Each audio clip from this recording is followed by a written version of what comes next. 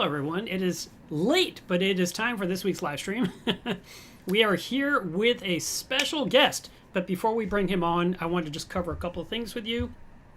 First of all, we have the latest issue of Coral Magazine is on Mila's Reef. So if you are wanting to get a copy and you haven't been able to find it at your local fish store, you can get it from me. It's $10 plus a flat rate of $6 shipping, so for $16, I can send you that copy. Or you can subscribe to the magazine for $39 for the entire year and get them delivered to your mailbox in a timely fashion. So you have choices, and this is obviously, it's your backup. If you aren't committed yet, if you haven't tried the magazine, if you're not sure if you love it or not, then this will be your safe approach to seeing what it's like. But I think you'll love it.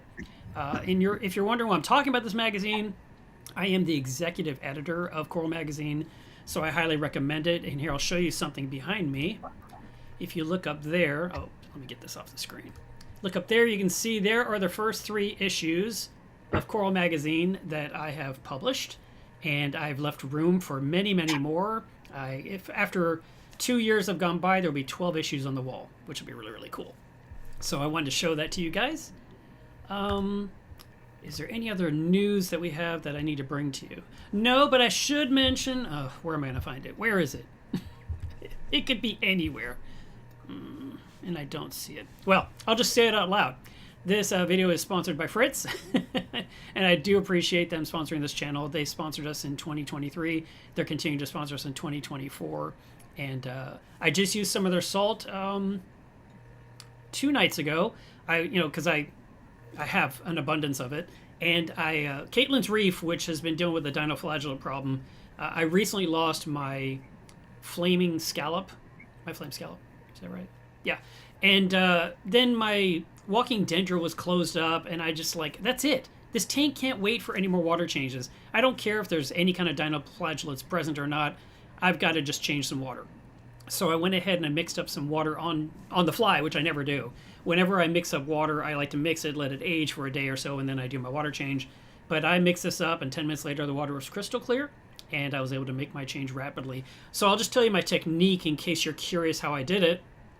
I grabbed my RODI system, which was already running to refill my top of containers, and I have an extra line of tubing with a valve on the end, and I just put that into a bucket. Just a simple, I never carry buckets, but I just stuck a bucket next to that tubing, let it fill up 5 gallons. I set a timer on my watch so I wouldn't flood the floor. And then as soon as it was roughly 5 gallons of water, I added 2.5 cups of salt. I let it mix for, 5 minutes or so, and I checked, and it needed a little bit more salt to get it up to 35 ppt. But the water was cold. Well, I put 2 heaters inside the bucket at the same time, a 100-watt heater and a 75-watt heater, and it got the water up to temperature so it matched the tank very quickly. And then, like I said, after a total of 20 minutes, the water was crystal clear, ready to go. In the meantime, I'd already siphoned out the sand bed, the detritus from the sand bed, and had removed about 5 gallons so I could put 5 in. And then I mixed up another 5 because I changed a total of 10 gallons. And that was another 20-minute wait just for that water to be ready. Where normally just having a big cylinder of it ready would be my normal plan, but it's time to refill that one, and I needed some water immediately, so I just mixed it up. So if you're wondering what salt you can use safely rapidly, Fritz is totally one of them, and I just wanted to mention that in this story. All right, so let us jump on with Chris Meckley. He's here from ACI Aquaculture. He's a super cool dude. He's been on this channel in the past and had a very, very popular video about talking about kalkwasser. He tried to talk me into it. He got me to buy a box of the stuff, but that's as far as we got. How you doing, Mark? Good. So the reason for this topic, and I believe this idea might have been your wife's, was to go ahead and have you on to talk about packing corals. So let me describe, first of all, what I'm thinking, and then you can tailor your comments to work with my concept here. Because, Chris, the thing is... Oops, we just lost our background. It's gone! I ruined it. Oh, I'll never get it back again. It's gone. Let's go to 2023. And then, of course, when I try to put... I wonder if there's an undo. Will that work? Ah! I did it. I fixed it. Okay, cool. That's so much easier. Otherwise, it would have taken me 10 minutes to fix this.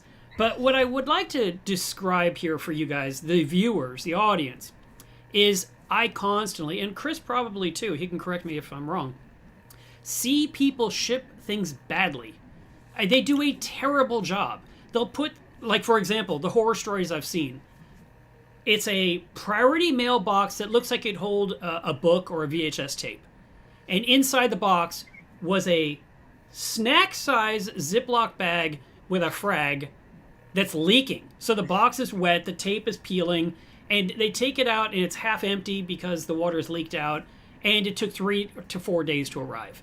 And then the person receiving is like, how could they do this to me? How dare they? And oh my God, and this was so stupid, and they get all upset. I'm like, why would you ever ship, this is the seller, why would you ever ship a coral like that? Whether you're giving to a friend or you're selling it to someone, it needs to be packed properly. And so I wanted to do this video where we could describe how to pack things properly so that you can successfully share corals from your reef tank with other people, or if you're a coral seller and you're wanting to sell some frags, to pack them better. And the reason this topic is so important is because not everyone knows how to do it. And a guy that says, look, and I'm going to my topic from a video recently where I mentioned how this hobby pays for itself. It doesn't. But some people say, I can sell all these frags and I can make all this money. And they do it out of their apartment, they do it out of their basement, they do it out of their garage. That's okay. But just pack the stuff like a professional. That's all I'm asking. Do it right. It's going to cost more, and ultimately you have to decide how to handle that. Now, you could incorporate the price into the product itself and just say this frag costs this much money, and then you know that it's going to cost you $50 to $90 to ship it, total cost. And because priority mail is not the way to go. You always ship everything overnight. And I have shipped things to people many, many times over the years. Chris obviously does it on a massive scale. That's why we brought him on. But I'm just kind of bringing this up from the hobbyist side. When I had to ship someone a rose anemone, or if I had to ship someone a few frags, I got myself a box with a styrofoam cooler. I double and triple bagged my livestock. I then put it into the cooler. I might put some packing peanuts on top so there's no movement space. Then I'd put a heat pack under the lid, and I'd put it inside something like a paper towel or some newspaper, and then tape some of the edges, but not completely so air can get to the heat pack. Then I put the lid on. Then I put tape around the lid so that way it's a cocoon temperature. Then I put that in the box, and I tape every edge of the box so there's no gaps in the seams. And then I take it to FedEx or UPS by 6 p.m. So I'm packing at like 3 or 4 o'clock. And within a couple hours, it's at UPS to arrive at 9 a.m. the next morning at its destination. And in those situations, if nothing goes wrong with UPS or FedEx, they get their stuff and it's still happy, the polyps are out. But anyone that says, oh, it can be in the shipment for 2 or 3 days, fish do it all the time. Let's talk about that, Chris. I'm going to stop talking because I've spent 10 minutes making you wait, and now it's driving you crazy. You're a big talker like me. No, it's all good. I mean, it's good to hear what you have to say about it. I mean, we've been doing this for, 20 years almost, and we've fine-tuned our packing methods over the years. And when COVID hit, we really had to fine-tune our packing methods because everything had to be shipped out through UPS or FedEx, and we prefer UPS. They've been much better to us than what FedEx was. Pick your poison when you break it all down, because you have to understand how the stuff's going to be handled. For one, they're not going to give your package because it's live animals a special treatment.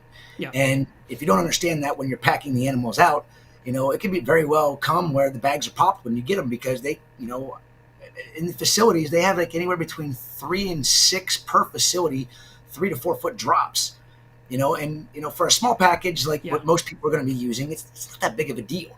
But imagine us, we got, 40-pound package, 50-pound package going through a drop that's 3-4 feet. Yeah. We had to tweak our methods and how we were going to do it. And I've always been an advocate for these animals are precious to us. And if you really don't care about them and all you care about is the dollar bill you're making and you're just shipping it off and it's not packed properly, don't take it for granted because we're not going to have these corals being imported from the wild very long. I mean, in 2024, at the end of this year's quota in Indonesia, we're not going to see Indonesian wild corals again. And for those that aren't packing properly, that animal might not be seen again. It's so precious to me and to people that really love this industry. I mean, it's not like a goldfish. These things are not replaceable when you break it all down. Each individual coral is unique. And, If anything we can do today is to help teach people that are not normal shippers how to pack the coral properly. That's what this goal is of this live video for you, Mark. I mean, Yeah. it's really not that hard to do. And people can give me all the scrutiny they want on how we do things, but I guarantee you what we do works. Yeah. And it works well. And it's just the way we've learned to do it over the years. And I think that people are going to get a lot of really good information out of this, especially since we picked out, I guess we picked the Zoanthid, an LPS, 3 different size acroporas, and 2 different types of Euphyllia day, or it was a frog spawn, Euphyllia paradivisa, and a Euphyllia glabrescens, or torch coral. And they're one of the most popular corals in the industry at this point in time, and they're actually one of the worst shipping corals you can possibly get in. I mean, we bring these things in from overseas, and they're in the box for 48 to 52 up to 60 hours, depending on the travel, where it has to go through, and whether there's delays or whatnot. And my suppliers, I flew over there multiple times to help them with their packing, and also did Zoom videos going, hey, let's try this, because they're not coming in dead, but they're not coming in healthy. Yeah. And we need them to come in healthy. And that's probably one of the hardest things for a lot of people to grasp, when you're buying from a place that's cheap. Yeah. It's because they came in and they're packing as cheap as, as tight as they possibly can, which doesn't mean the coral's healthy. And adding a little extra water, paying a little extra money in freight is a hell of a lot better than having a DOA. Yeah. And, having to replace it or refund somebody's money. I mean, if you're taking fragments off of your corals that you grow in your aquarium as a hobbyist, you might not have, another frag you can break off of it. Especially these days, people call a colony something that's, the size of a golf ball. That's a mini colony nowadays. To me, that's a frag. Yeah. Mark, you remember back in the day. I mean, people used to send, big chunks, and now it's called a frag. Frag. Yeah, exactly. Now that's considered a colony, and I don't know. I can't wrap my head around that, but it's still. I know, right? To pack different sized pieces of coral.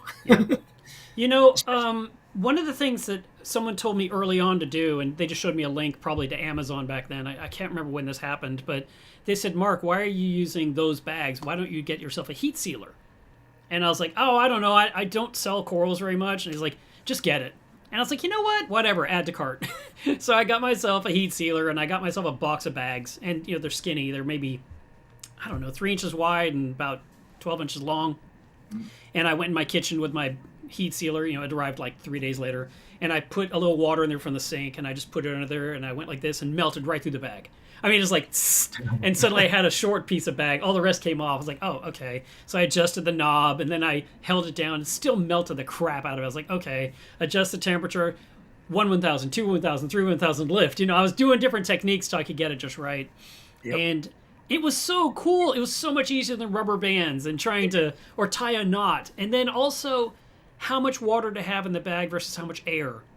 Those kind of, there's so many different ways of looking at stuff. And so as we get with you today about these individually, one by one, feel free to add that extra info to help us understand the right, when do you need a piece of styrofoam? When do you not? I know some people don't even want a frag plug at all. I heard that from somebody last week. They said when we have people place an order, I can't remember who I was speaking to, but they just said they literally want fresh cut. They don't want it on a plug. They don't want to take any chance of pests or algae or anything. They just slice it, stick it in the bag. I'm like, wow, really? That's a stressed coral? I don't know. So let's kind of get into that. I'll explain to you what we learned. We farm a lot of corals, and one of the biggest hurdles that we have to get past is because we're a commercial wholesale facility. We have customers all over the country that are retail outlets, and they don't want to just buy 1 or 2 or 3 sometimes of the fragments. And when we have to get an acropora colony, we have to grow it to its decent size before we can actually cut enough fragments off of the coral without cutting it down to nothing almost, and then stressing it out and actually possibly losing the colony. So we have to be able to cut the coral and still leave a good portion of the coral there for growing, but we have to be able to get 80 to 100 fragments off of that colony. So we have heal time on the frag plug, and be able 5 to 6 weeks on acroporas is what it usually takes for us to to heal them up to be able to sell them. But we would do that with all these corals, and we found out that people were end up cutting them off the frag plugs anyhow. Oh, maybe it was Amanda I was talking to then, because I was like, it was somebody recently talking about they just didn't want the plugs. It very well could be, because what I was getting feedback from my customers, and we had all these corals that were available, Yeah. that were fully healed, growing over the plugs, and they're beautiful, a healthy little piece of coral. And we have such an overabundance of certain acropora colonies. Yeah. I mean, hell, I have colonies of the sunbeam austera. There's like 6 of them here that are like this big, But I also had probably 60 frags that are healed and ready to go, and we decided to put them up as frag to order, where we would actually cut the frag in the morning, and I'll explain to you what we do to ship it out then. But it was the same price as the fully healed over encrusted plug, but people weren't buying that for the same price as they were a frag to order coral. Yeah. And I'm on, why is this? This doesn't make any sense. And I started calling everybody, why are you ordering the frag to order when you can get one that's already on a plug? Yeah. They're like, well, we're going to cut the plug off of it anyhow. We're scared of, we don't care who it is. We're afraid of pests. Yeah. So having the fresh cut, it's better to have a fresh cut off the tip of the coral, not at the base of the coral, which is where the majority of the pests are going to be hanging out, like flatworms and red bugs. They're going to be everywhere. But if you're scared of red bugs, you got a lot more things to be scared about than red bugs, because they're the easiest thing in the world to get rid of. Yeah. But it made me think, and I'm like, we got 200 plus different SPS corals, acroporas, on our farm, and a lot of them are fish size. We could get 20, 30, 40 frags off of them, but we can't get 80. Let's start putting these things up at frag to order and see what happens. Well, we did that 4 weeks ago with like 15 colonies, and boom, it was a huge hit. And then I had people going, you can't do that. You can't frag the coral, stick it in a bag and ship it. Yes, you can, if you know what you're doing. You talked about stress. Okay. I'm going to talk about stress a lot with this process and what we do and how we ship the corals. A lot of people say, oh, you got to frag the coral and you put it right into the bag and you would ship it out and you got a 50-50 chance. No, that's not how you do it, really. That cutting of that coral stressed the coral, but it didn't stress it enough to the point where it's going to expel everything.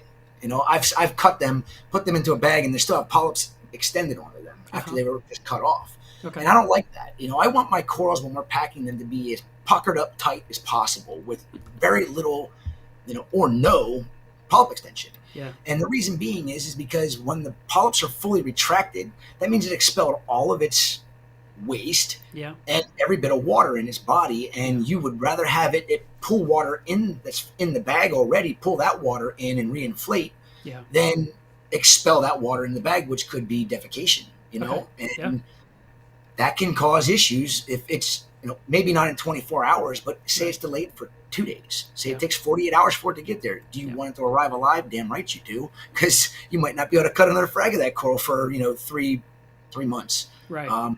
It all depends on your methods of growing corals. But, one of the things that I learned was we cut the corals, we stick them into a bucket, then I bring them back and I put them in the water that they were growing in, into a bag. And that's done in the morning.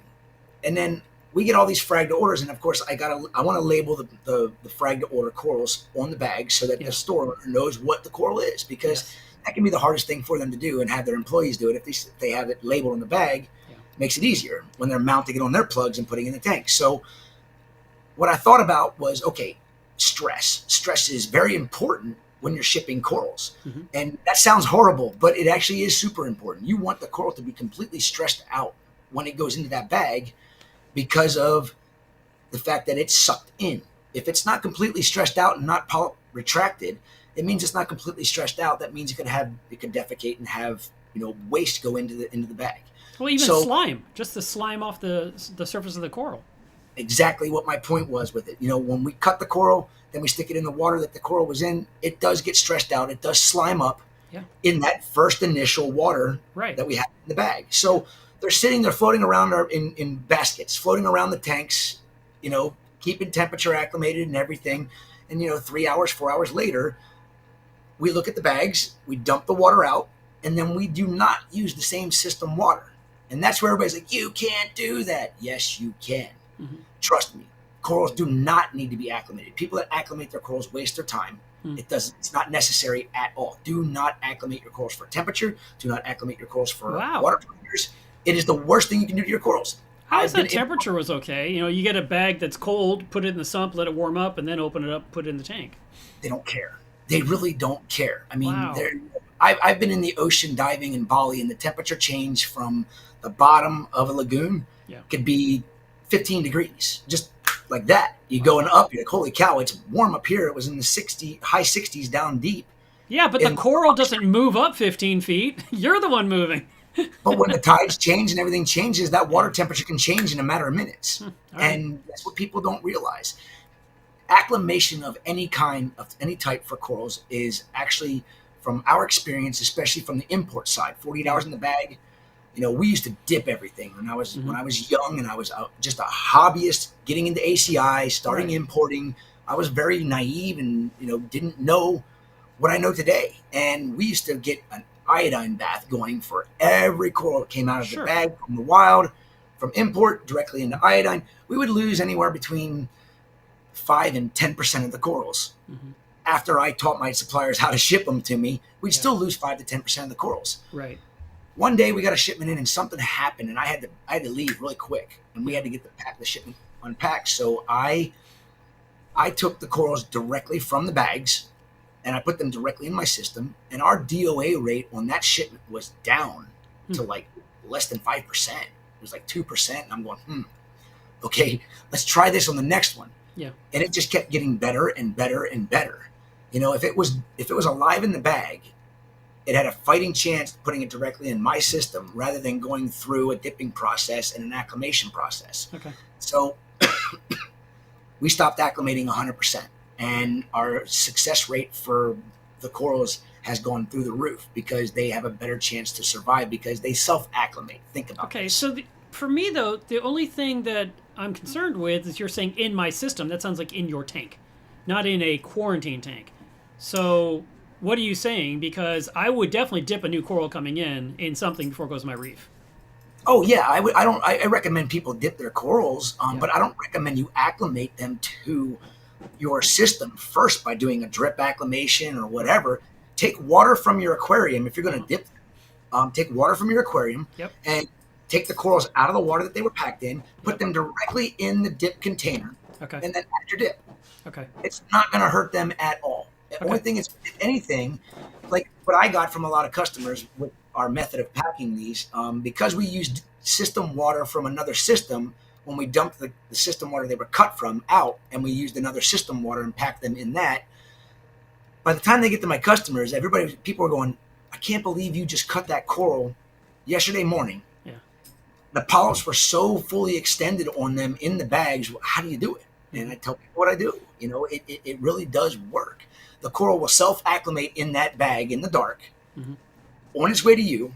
And when you get it, in most cases, it'll have good polyp extension on it, unless there was something else that stressed it out, like the box being tossed around or whatnot. That could cause it to just be retracted when you get it. Yeah. But again, taking it straight out of that water, putting it straight in system water from, your system is better than doing any kind of drip acclimation. Because if you think about it, and there's ammonia in that water, and there's going to be a small amount of ammonia in that water. Sure. When you drip acclimate it, all you're doing is making that ammonia water toxic because you're raising the pH. Right. As soon as it's exposed to the atmosphere, the pH in that water is going to rise, which is going to toxify the ammonia in there, which is going to stress the coral out even more. Get it out of that dirty water and get it directly into your water.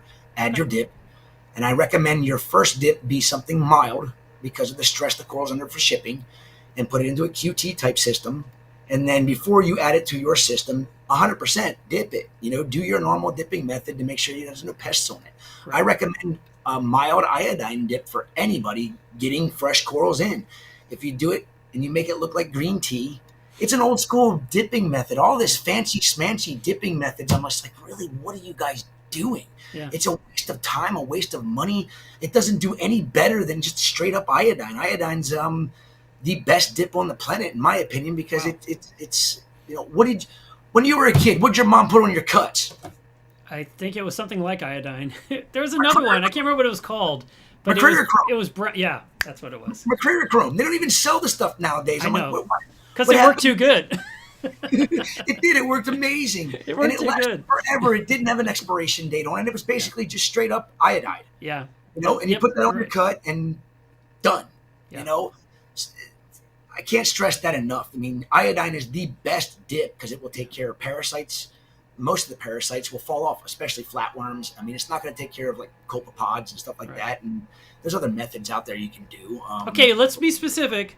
Yes. We've got a bucket. What size is the bucket? How much liquid is in there? How many drops of iodine? And what kind of iodine?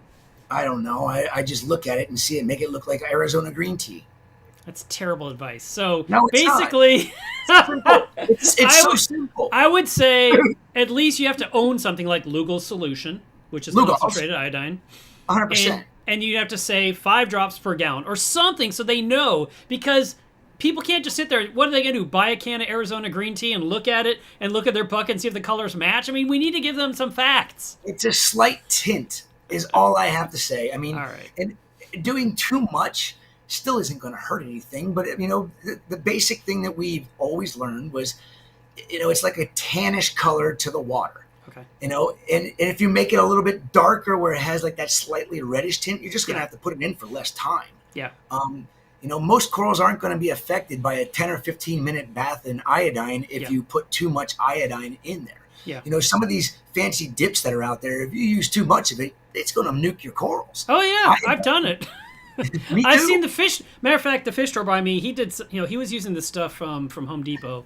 What was it called again? The, KCl, potassium chloride? No, they got something from Home Depot that it was a pest control, and they poured into the dip. Bayer insecticide. And it turned the water to milk. You know, you're talking about slightly tan. This is milk. You couldn't see through it.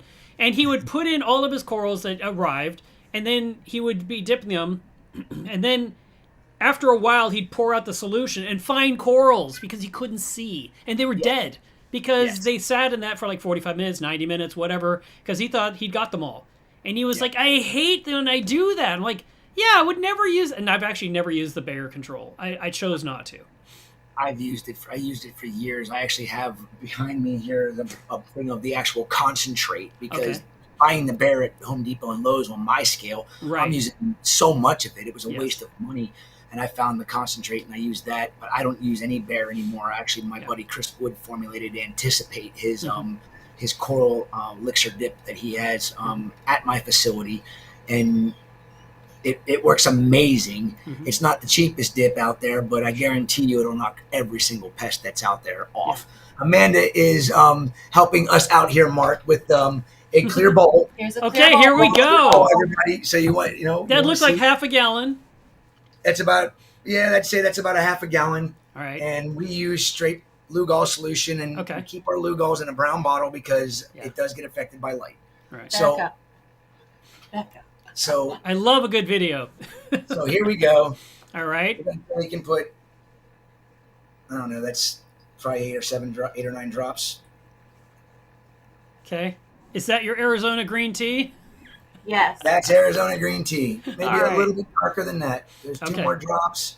There you go. That's about 15 drops in a half a gallon of water, if you'd say. And that's suffice for a 10, 15, even 30-minute bath. Okay. You don't have to go that long, but this should take care of. And the darker you make it, the less time you want to put it in, the faster it's going to knock the parasites and pests off. Okay. I mean, you can go there's 3 more drops, 4 more drops. This is some science, y'all. You can go. Now this is expensive. I'm gonna have to go dip some corals. Actually, go put those blasters you were talking about in it. It's perfect. So right there, awesome. About what we would do, and we'll do a 15-minute bath on the coral that needed. And thanks, guys. Thanks, Amanda. That was amazing. Get to work. Go dip them corals. But Lugol solution for me is not easy to come by in the quantities we need because, unfortunately, legally, it's only allowed to be sold at a 30 ml bottle. Which is what I have. Yeah, I have the little bottle. It's a sad thing because the reason why we as hobbyists are only allowed to get a 30 ml bottle, or even as a commercial entity, we have to get a special license to be able to get it too, because it's used for bad things. Right.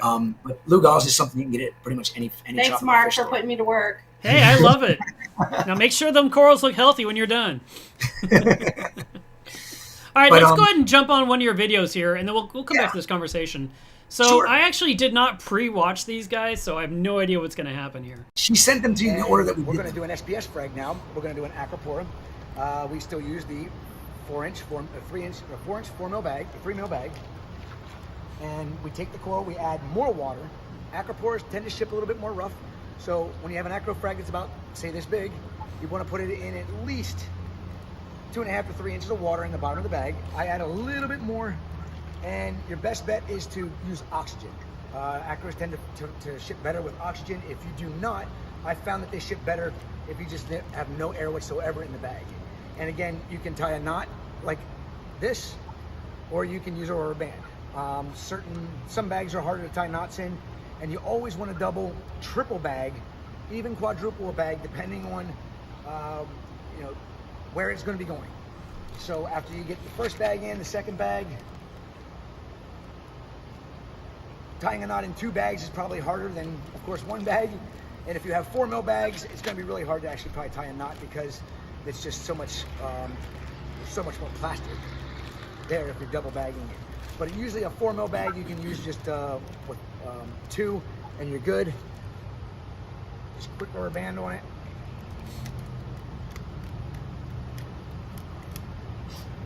I've just broke the rubber band, trying to get a little bit too tight.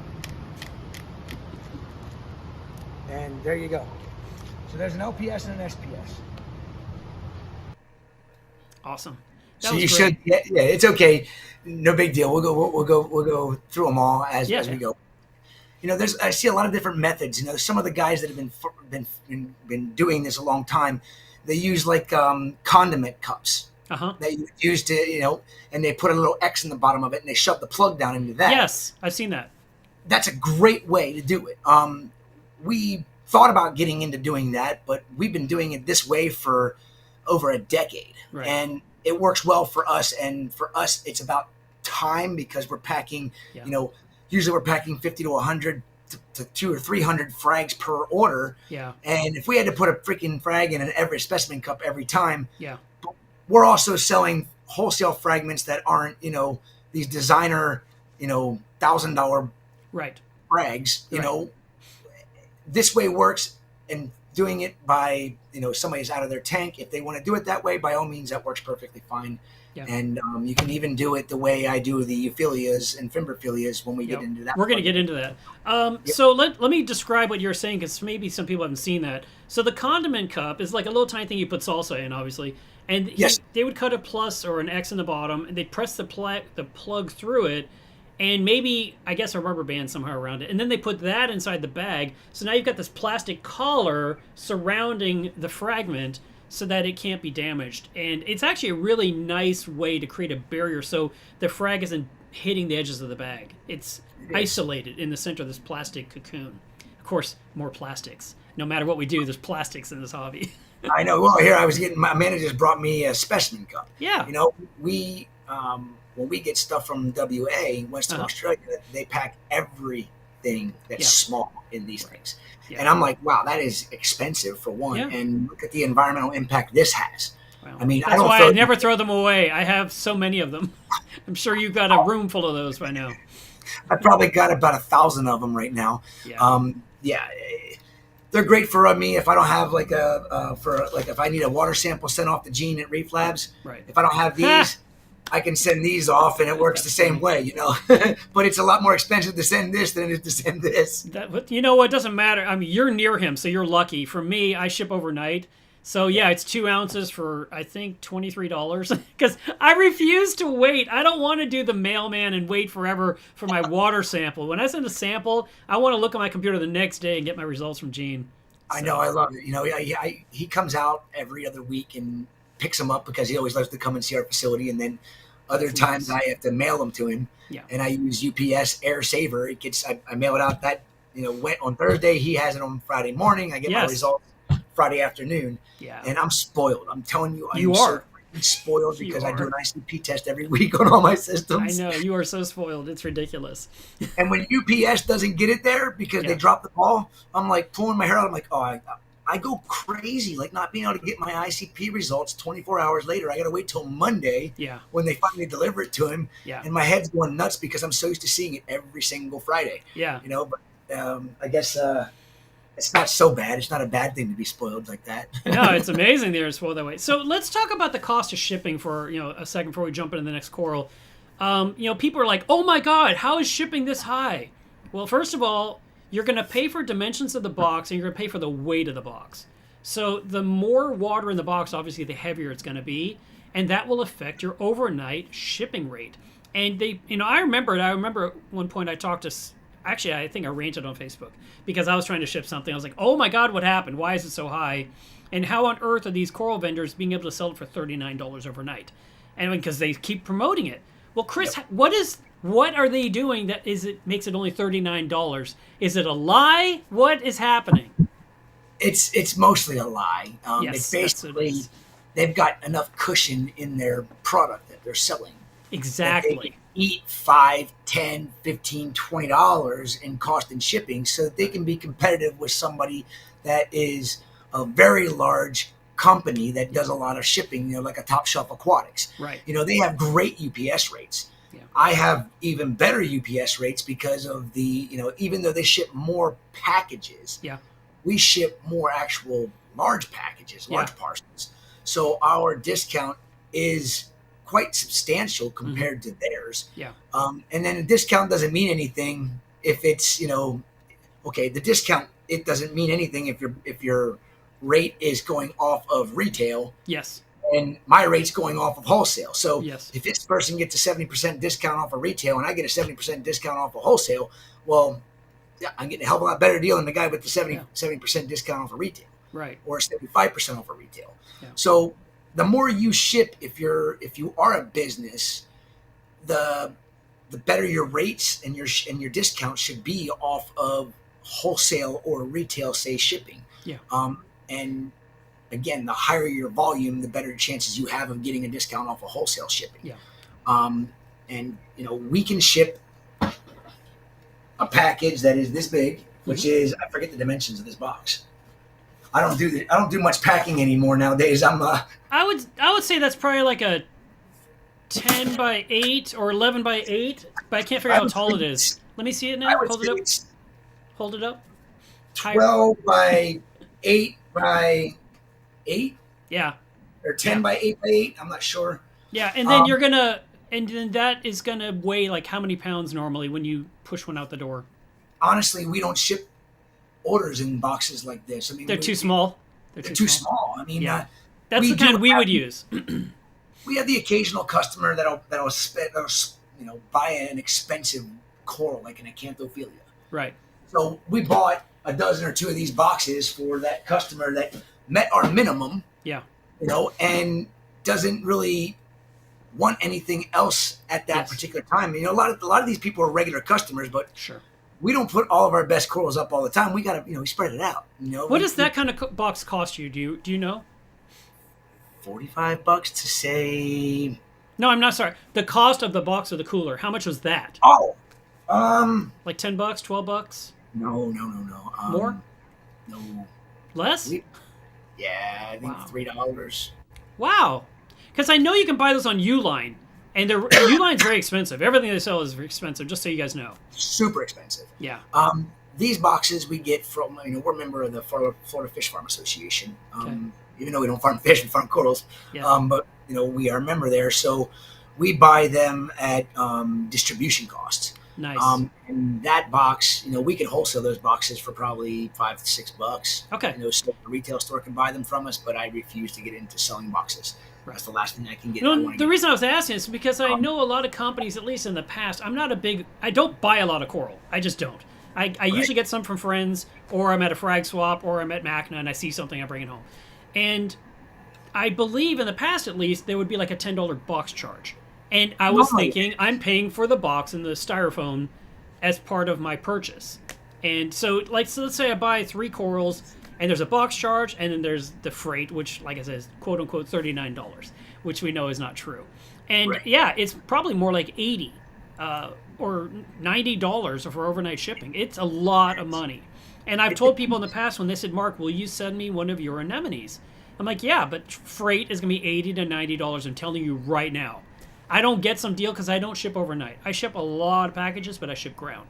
And so I don't get the kind of rates that Chris does or Top Shelf or some of these other companies like BRS.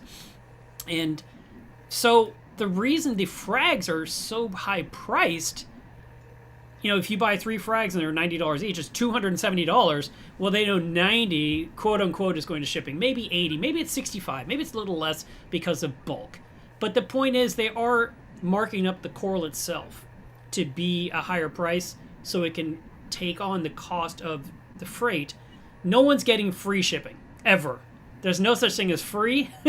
They'll say if you order $250, shipping is free. Someone still paid $60 to $80 to $90 in shipping, including the box, the cooler, the heat pack, the labor to pack it, the labeling, And that's what, I understand pricing, but I don't understand gouging. Yes. If you're selling retail online and you're selling a fragment that you farmed, that you grew for $1,200 because it is a really amazing, unique, beautiful, and you've never sold a piece of it before. Nobody has anything like it. Yeah. And you can get your $1,200 for it. I hope the hell you ship it to that customer for free. Mm-hmm. Because you're making a pretty decent chunk of change. Now, Yeah. if you're the guy that's buying maricultured acropores from, Indonesia, Yeah. and you're busting a little frag off of it and calling it whatever the hell you want to call it, because it shouldn't have a name on in my opinion, it shouldn't have a name because there's no proven lineage on it. Right. The only thing that should have a name, in my opinion, is something that's proven lineage.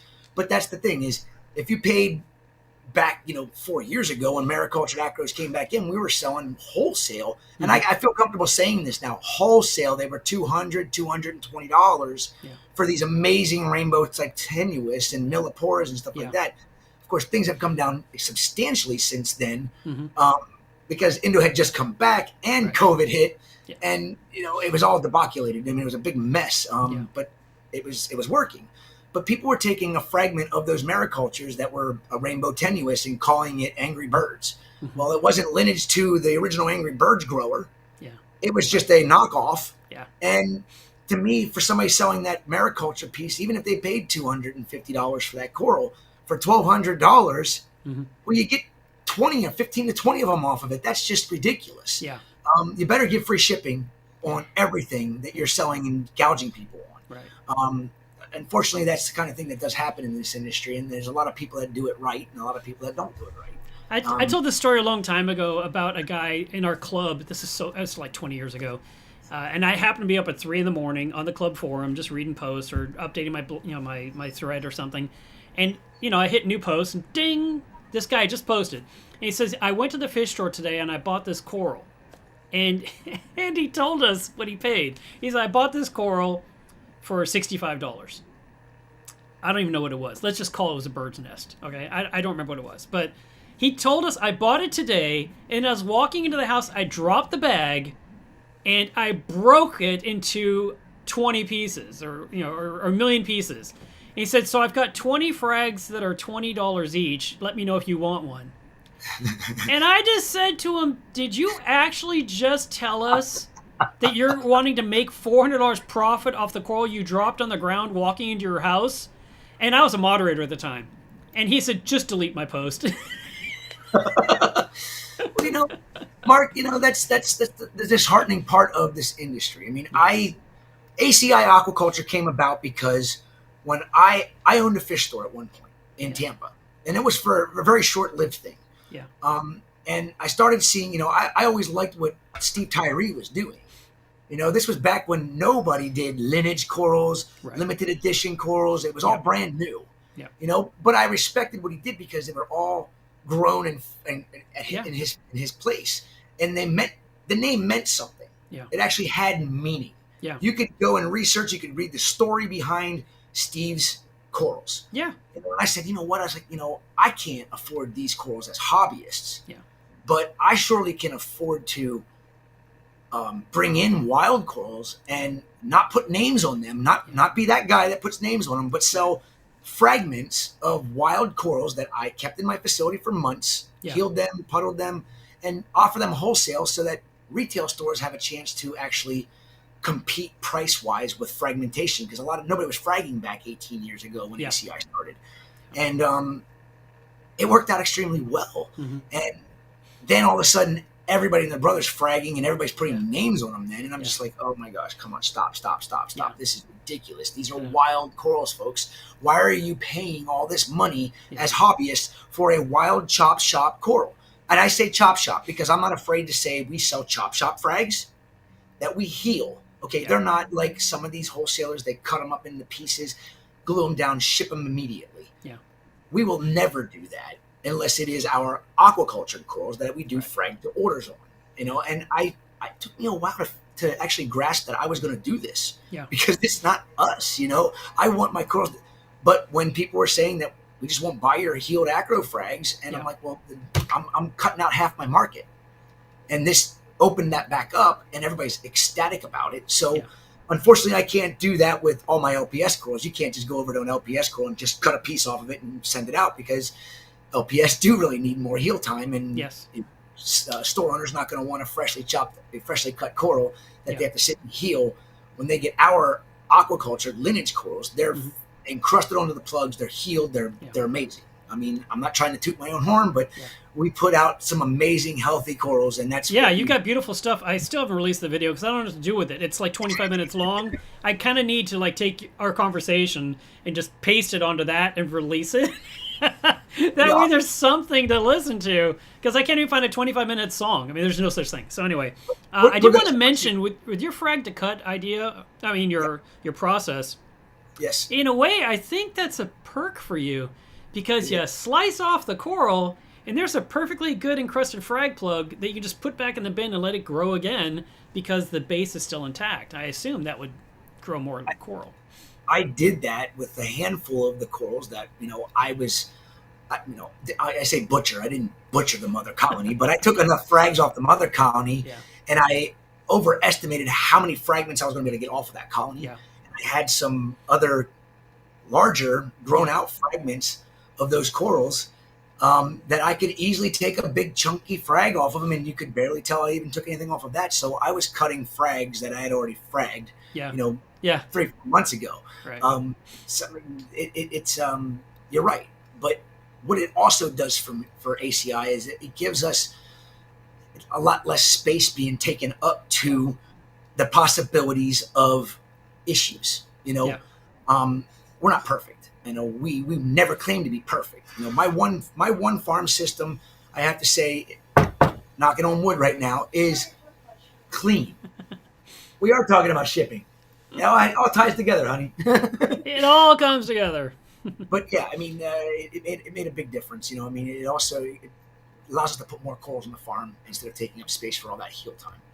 Let me go ahead and stick another video on there. Let's jump to the next one. We're digressing a lot. We are, and the problem is that I'm going to lose. There's no way to like put check marks like I use this one. So we're just going to jump to this one and see what happens. You can always take this and put segments. We're going to do a Zoanthid frag this time, and it is basically the same way you do the LPS and the SPS. Water is not as crucial with Zoanthids as what it would be with the SPS or the LPS coral. You can actually pack these things almost dry, and they'd be perfectly fine shipping, as long as the temperature stayed good. Just drop it into the bag, and we don't use any air with our Zoanthids. They tend to really ship well this way, and it allows you to pack a lot of them into a small area. I still would recommend you double it up. Now, if you have a 4 mil bag, no reason to double it up, because there's nothing really to poke a hole in the bag if it's a 4 mil. On a 2 mil bag, no matter what, always double it up. We also have some 3 mil bags that we can get, which are pretty thick, and I recommend, like I said in the beginning here, 3 mil or 4 mil bags are by far better. But if you're only using 2 mils, double it up, triple it up, you're not going to have any issues with the bag getting popped. Simple as that. All right, so let me ask you this, Chris. You're handling these Zoanthids. There's no gloves. Aren't you scared of palytoxin? Palytoxin is something that I am concerned about here at ACI. But what you have to know, and what is the biggest misconception about palytoxin, is when you have a healthy Zoanthid coral, the way you're going to get a lot of palytoxin or coming out of that coral is if that coral gets damaged somehow. Sure. So when you're taking a fragment of a Zoanthid, or even a colony of Zoanthid, and you pick that colony up, and the colony closes, all the polyps are puckered up tight, they're not releasing palytoxins. That stuff's all puckered up. It's there. It's inside of them. Now, if you were to drop it by accident, you could have a possibility where you damage some polyps, and those palytoxins could be, exposed or be released. Now, when it comes to, say, Paleothoa grandis, the big cinnamon polyps that are like this big, Yeah. you know, they're the most toxic of them all. Yeah. And you really should handle them with, gloves on. I have a cut right here, and if I was to handle any Paleothoas right now with that cut exposed, I could very well easily, just by picking the coral up, and even a drop of the water that comes off that coral could very well get toxic into my system. And I could, I've been exposed to it many times. Yeah. Knock on wood, I haven't had any issues or ill effects from it. I'm sure one day my complacency will catch up to me. But what I try to do if I'm fragmenting any zoanthid is I'm always using goggles, a mask, and gloves. Because if you don't, you're playing with fire. No, I agree. And matter of fact, it was 2 years ago, Julian Sprung did a presentation where he had no cuts on his hands, and he was handling them, and it went through his palm. He literally said it went through perfectly intact skin, and that was like the first he'd ever encountered that or heard about it happening to anyone. But I think he ended up seeing the ER. I think he actually went in for medical treatment.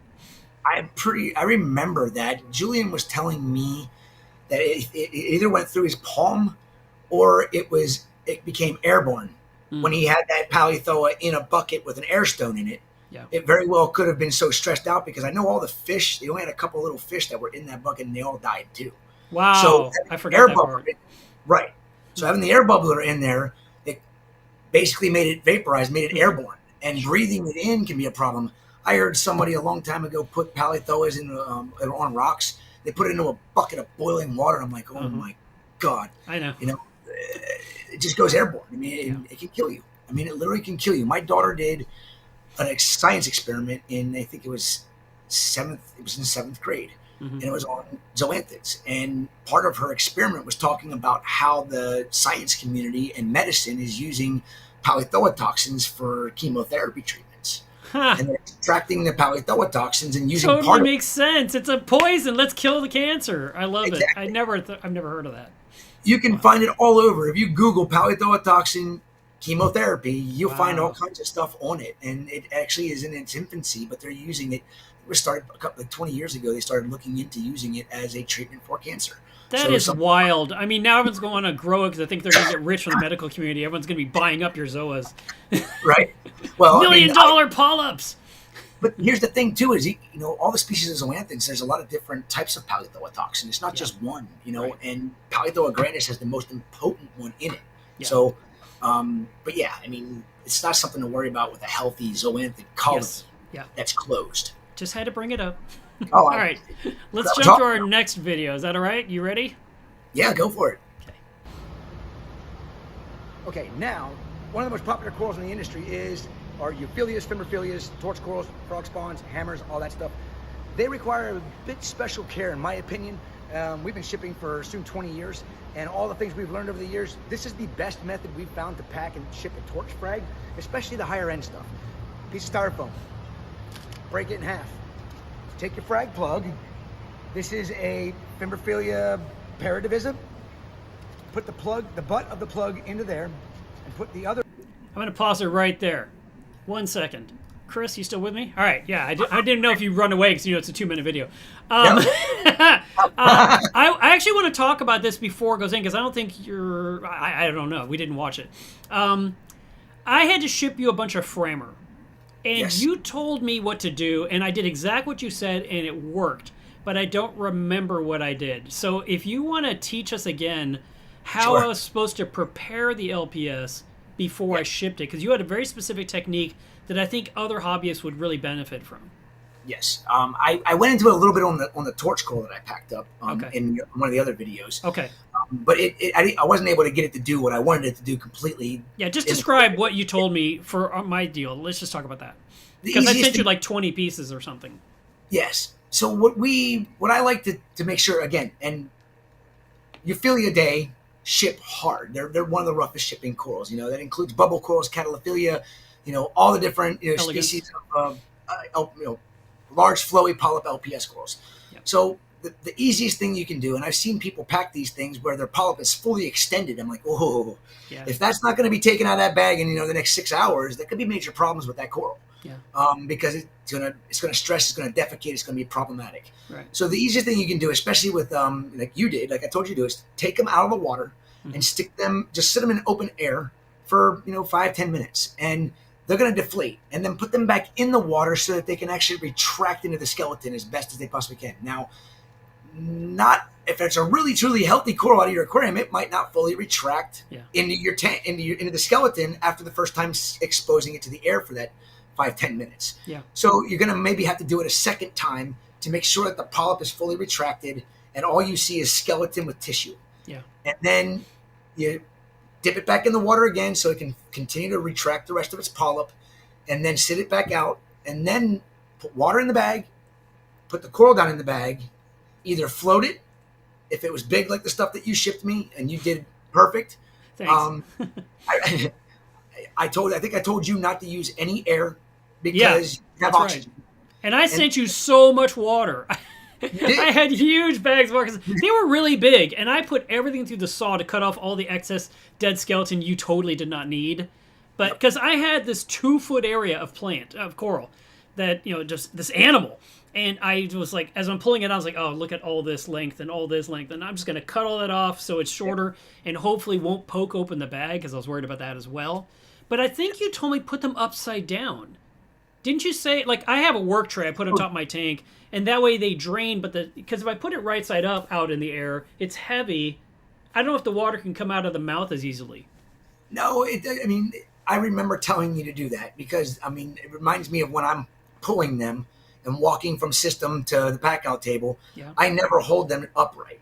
But if you're just going to sit them there, they can deflate, and then the polyp is going to be hitting the styrofoam that they're on, and it won't rip. Yeah.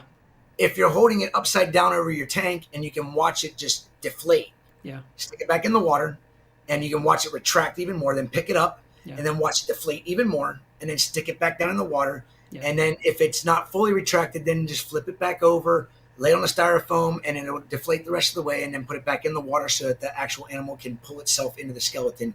That way, I remember telling you it that exact way. Yeah, and the styrofoam is because it's a soft surface. So it's not going to have anything that could harm the polyp itself or tear it. Exactly.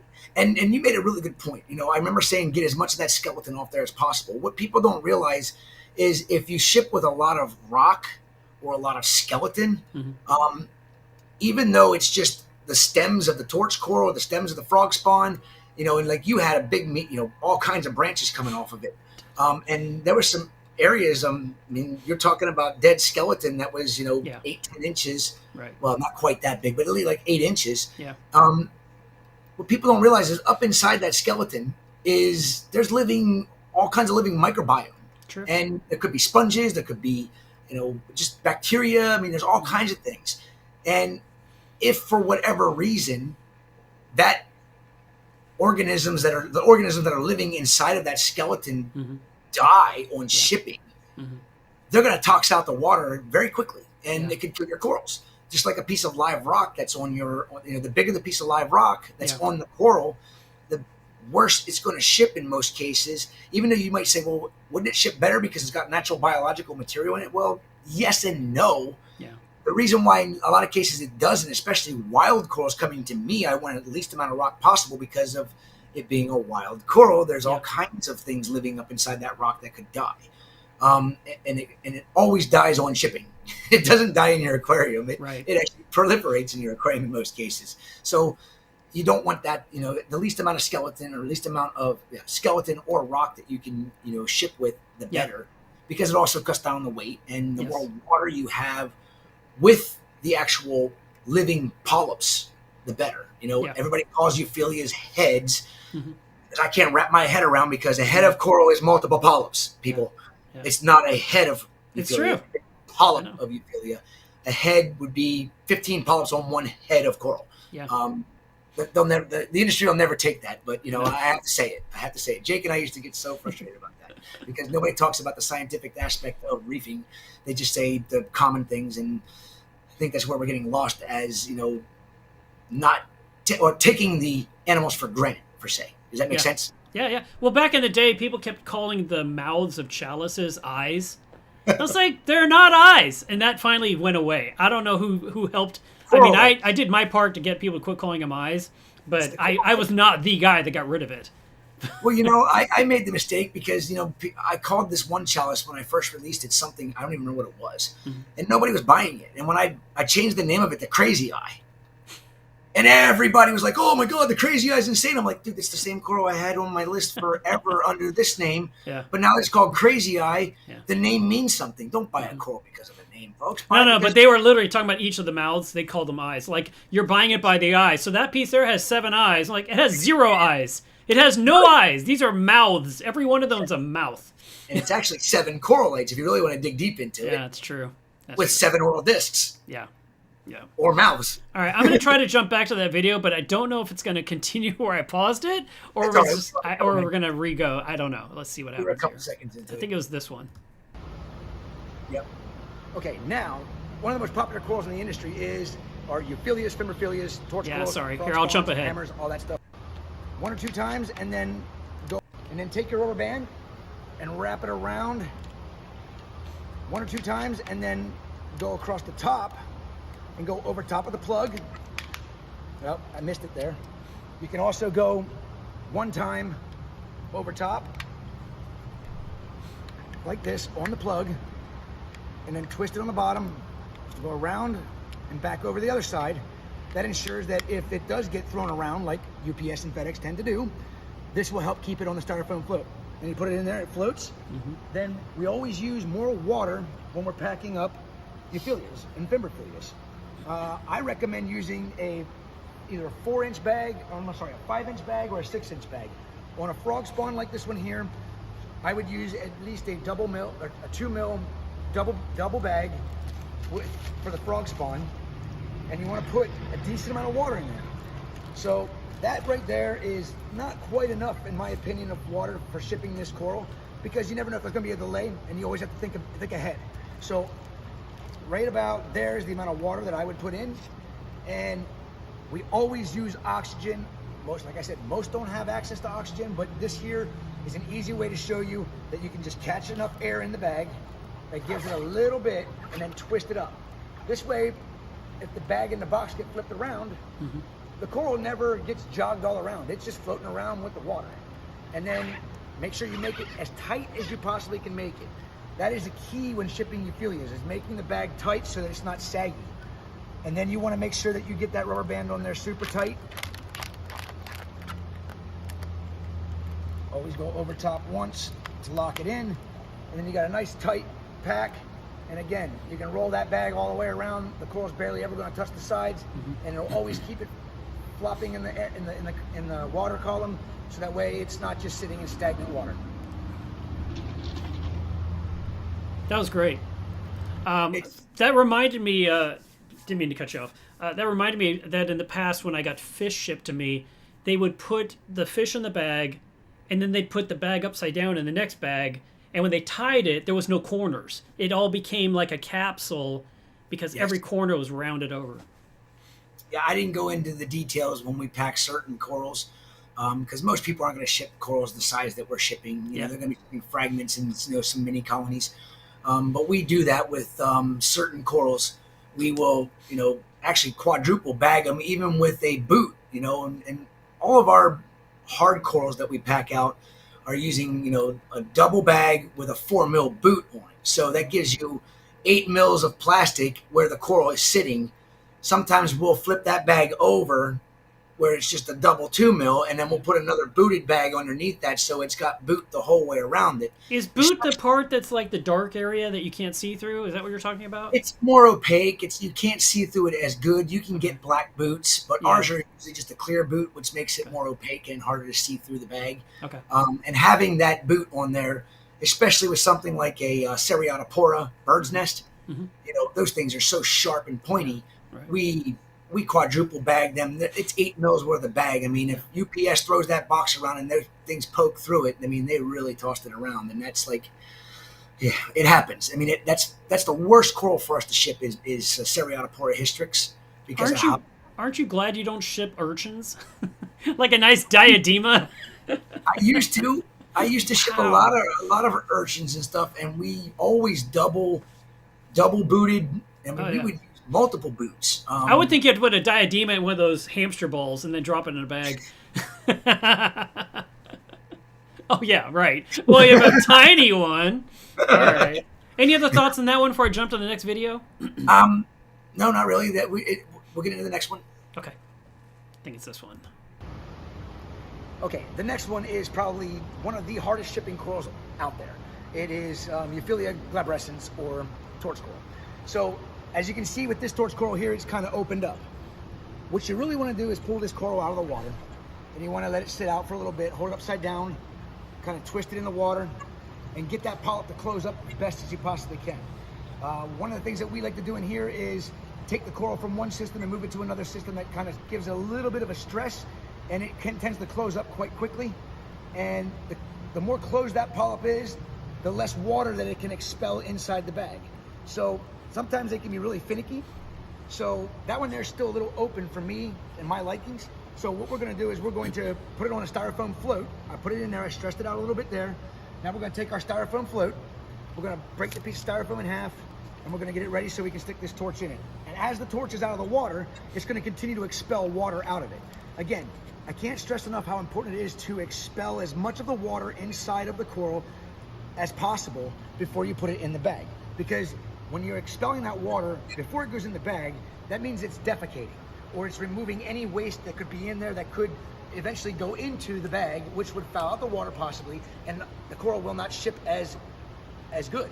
It could stress it out with having ammonia build up in the water, but as you can see now, it's definitely about half of what it was. I still have to rubber band it, so we're gonna rubber band this tight, and then we're gonna put our second rubber band on, like we did on the frog spawn a few minutes ago, so that it can kind of lock it in. And I always like to get it underneath, give it a good twist, go back over top, and then that really holds that coral onto there.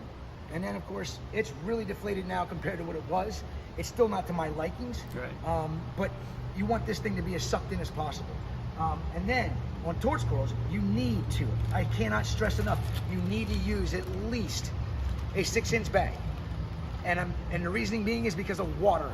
The amount of water you have with that coral is super important, because torch corals will stress very quickly, and the more water you have, the better it is. And I always also, I put a little bit of carbon in the bags with all of the Euphyllia and Fimbrophilia corals, so that if they do defecate in the bag, if they did not release all the water out, it allows, the carbon will help to absorb anything that could cause problems. So, and we also recommend using oxygen. Catch some air or use oxygen, twist the bag up to nice and tight, put your rubber band on it. With these 6-inch bags, I tend to use a double rubber band so I can make it even tighter, even though that doesn't always work. These are not our normal rubber bands, but it's more what hobbyists would use, so that's kind of why I'm using them. And if it breaks, you don't have to worry about taking it off. But again, torch coral then can roll around in the bag and not have to worry about being stuck out of water. Very important. If you make the styrofoam float too big and it flips over, it could get stuck out of the water. It's dead then, in most cases. Having it small enough that it just allows it to jiggle back and forth when it's on travel is going to help the coral a lot during travel. There you go. So with that one, would you have put that in another bag after that, or was that it? That was ready to go? That's how we ship them on a regular. And I usually I don't always float the torch coral fragments. But if we have really high end, because torches have gotten so doggone expensive, you know, if I have a holy grail to say that I'm going to ship, I definitely float that. If I have a common green with purple tip torch, what we'll do is we'll take a frag bag or a 4-inch bag, and I'll wrap that around the base of the frag plug, and then stick that down inside so that it acts as kind of a diffuser. And keeps it, like if it does get tossed around, it's not this slosh of water. That bag keeps that water from sloshing as much, which then tends to be less stressful in the coral itself. you'll see I did that with the Acropora, the one Acropora that we did a video on for you to show. That's how we packed that up, and that's basically how I would pack up most of the torch corals. But if it's a torch coral that we're wholesaling for more than $100, $150, which I still can't believe is still there, we will float them just because I don't want to have to replace that coral, because if it's the last one that I have, I have to refund the money. And we're known for shipping healthy animals. Yeah. I don't want it to go right to my customer to the point where they can't sell it the day they get it. And all these people that are doing this, that are culturing some stuff in their tanks and making fragments off of it, they don't want the coral dying. And if people are complaining about the extra $3 to $5 in cost because of the water weight, please get out of the hobby. You don't care about the animals. You care about your pocketbook more than you care about the beautiful animal. And that just doesn't make any sense to me. And that's what some of the store owners I've had it, not many of them, but some store owners have had issues. You need to take and put less water with your corals. Okay, are you gonna, if there's a DOA, are you gonna call me and ask me to replace it, or are you gonna take care of the DOA? Yeah. Well, you're gonna take care of the DOA. No, because then you're telling me how to pack. Yeah. So don't tell me how to do my job for the extra $5 to $10 you spent in shipping on the entire box, because I put a little bit more water in the bag to ensure live arrival. Right. And that's the key. Live arrival, folks. We want these animals to make it alive, because they're not going to be replaceable forever. Yeah. No, I completely agree. All right, I think this is the last one that you sent me. Let me go ahead and hit play. There's 3 more. Okay, now, I showed you a small Acropora frag, which is the majority of what people are going to be using to ship. They're going to cut them off of their corals and they're going to go into the plug. Well, when you have stuff like ours that is aquaculture, that is well overgrown, this is ACI Crimson. We've had this coral growing on this plug for a few months, and it's really grown out really well. So we would never pack this coral the same way we would pack a regular acro frag that's basically one little stick sticking up with a little bit of puddling going on. This is way too many animals per square inch on the size of the coral. So take it out of the water. You want to stress the coral. Believe me, don't take that as the negative. Stressing the coral is very good. It slimes. When it slimes, then you take it and you swish it off in the water like this. A frag, that's not necessary. Swish the coral off after it's been out of the water, after it started sliming, to get that slime coat off of it. Then you want to take yourself a smaller bag like this, and you want to just lay it down on the water. You want to wrap the coral up in the bag. Okay, the reason why you want to wrap the coral up in the bag is this acts as a water diffuser. Basically dissipates the action of the box being dropped. Then you want to drop this right inside the bag, fill it up with water, and we use booted bags on all of our larger SPS corals and our larger coral colonies, because that's 2 mil bags and a 4 mil boot. That's 8 mils of protection against the coral poking through the bag. That's about how much water I would recommend you use just to pack that small SPS coral. Actually, I'm going to go a little bit more because I just feel comfortable.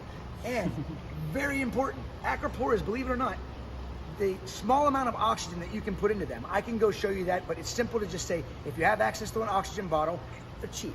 You can buy a cheap 5-pound O2 bottle and a regulator. It costs you like $50. The bottle will last you for years in some cases. You just put a little shot of oxygen in, about that much oxygen. That's all you need. That little bit of oxygen helps to keep the pH from suppressing quickly. And believe me, when you have air, atmospheric air inside of the bag, it will absorb that quickly. The pH will drop extremely fast, which can stress the coral out to the point where it might not make it from point A to point B alive. So I just let a lot of that air out. Might catch a little bit more, twist it up. I like to make especially Euphyllia and SPS corals bags extremely tight. If they're loose, they have a chance of getting caught in the corners. It just ends up being a nightmare. The tighter you can make the bag when you rubber band it and get it ready for shipping, the better. Got it nice and tight. And as you can see, the coral does roll around in the bag, but this bag is in there, and if the water is being displaced at all, that bag helps keep, it's like a baffle kind of. It keeps it from being super turbulent and rolling around, and it doesn't allow the coral to fall hard and break. It's not perfect, but it works extremely well. The next method for a bigger Acropora you can also use on this. Just going to show you on the larger one versus showing you on a smaller one. So that's how we pack up a larger SPS. All right, that actually leads into my bonus footage that I have from when I visited you guys last November. So is there anything you want to add to what you just showed right there, or something you can do also, you can float those things like I floated the Euphyllias. the other video with Americulture, I always float them. I mean, it's just makes no sense to me to not float them. I've had shippers ship me from around the world where they're on the bottom of the bag, and I have more DOAs. When they're floating, I have less DOAs. Uh-huh. And there's a lot of different reasoning behind it, I'm sure. But oxygen is key with SPS corals, especially, and euphyllias. I mean, it's or nothing at all. Yeah. If there's no air whatsoever, then the pH is going to stay what the pH is. It might suppress a little bit, but it's not going to be a detrimental, big drop that could cause too much stress on the coral itself. So the little bit of air in the bag, it fouls. I mean, right now you're just using air. You're grabbing air from the room, the building. But if you pump in with a hose and you squeeze it, and you're filling that up, if you just have water with zero air added, you've made it a bubble of water. Is that? I mean, you just said it, but I don't understand why. Can you explain why the 1 inch of air on top versus having no air on top is beneficial? I mean, why? 1 inch of oxygen on the top of the water is better because it's pure oxygen. It's not atmospheric air. Yes, squeezing every bit of atmospheric air out and squirting in straight pure H2 or O2. Yeah. Because of that helps to keep the pH from suppressing, because atmospheric air being caught in the bag, whatever the percentage of CO2 is in that area, all of that CO2 is going to absorb straight into the water. Okay. Which is going to suppress your pH immediately. Okay. Which could stress the coral out.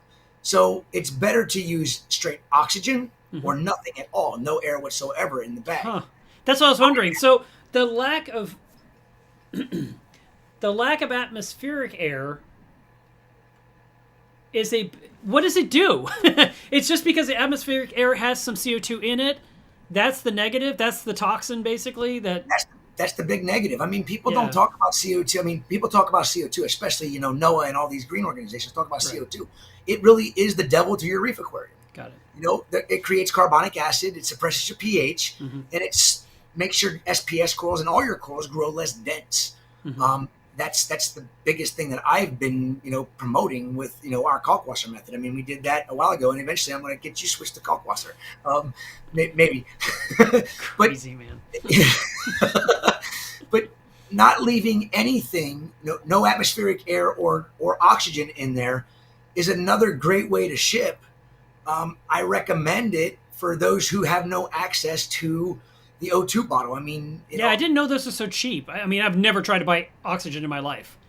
I know it's medical usually, it's so. Yeah. If you go like Jake Adams, he wasn't a packer, he wasn't a shipper, and Jake and I traded a ton of corals over the years. Yeah. And up in Colorado, in Denver, they have altitude sickness O2 that you can go buy at the convenience store. Well, not the sporting goods stores where you buy it. It's mainly for skiers.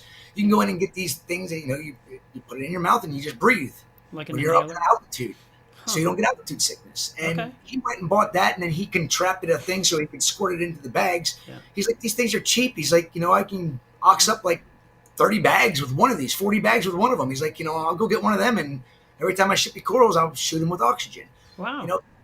That's something that's, people don't think about. It's something that's simple and easy to get. But if you have a welding shop near you, I mean, buying the 5-pound oxygen bottle, the bottle itself's more expensive than the refill of the oxygen. Right. I mean, I said $50. I mean, you might pay for a 5-pound bottle. You might spend with a regulator. You might spend more than that. Yeah. It all depends on the Yeah, because a CO2 bottle is more expensive than that. I mean, the liquor store will refill it for me all day long, but the tank itself is like 80, 110, something like that.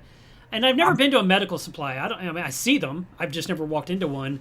I assume I could get an oxygen bottle there, or I can get it from Amazon. I'm sure they're easy to come by. I've just never even thought about it. Exactly. I mean, you can find an oxygen canister that is certified and legit for them to you can exchange them. Yeah.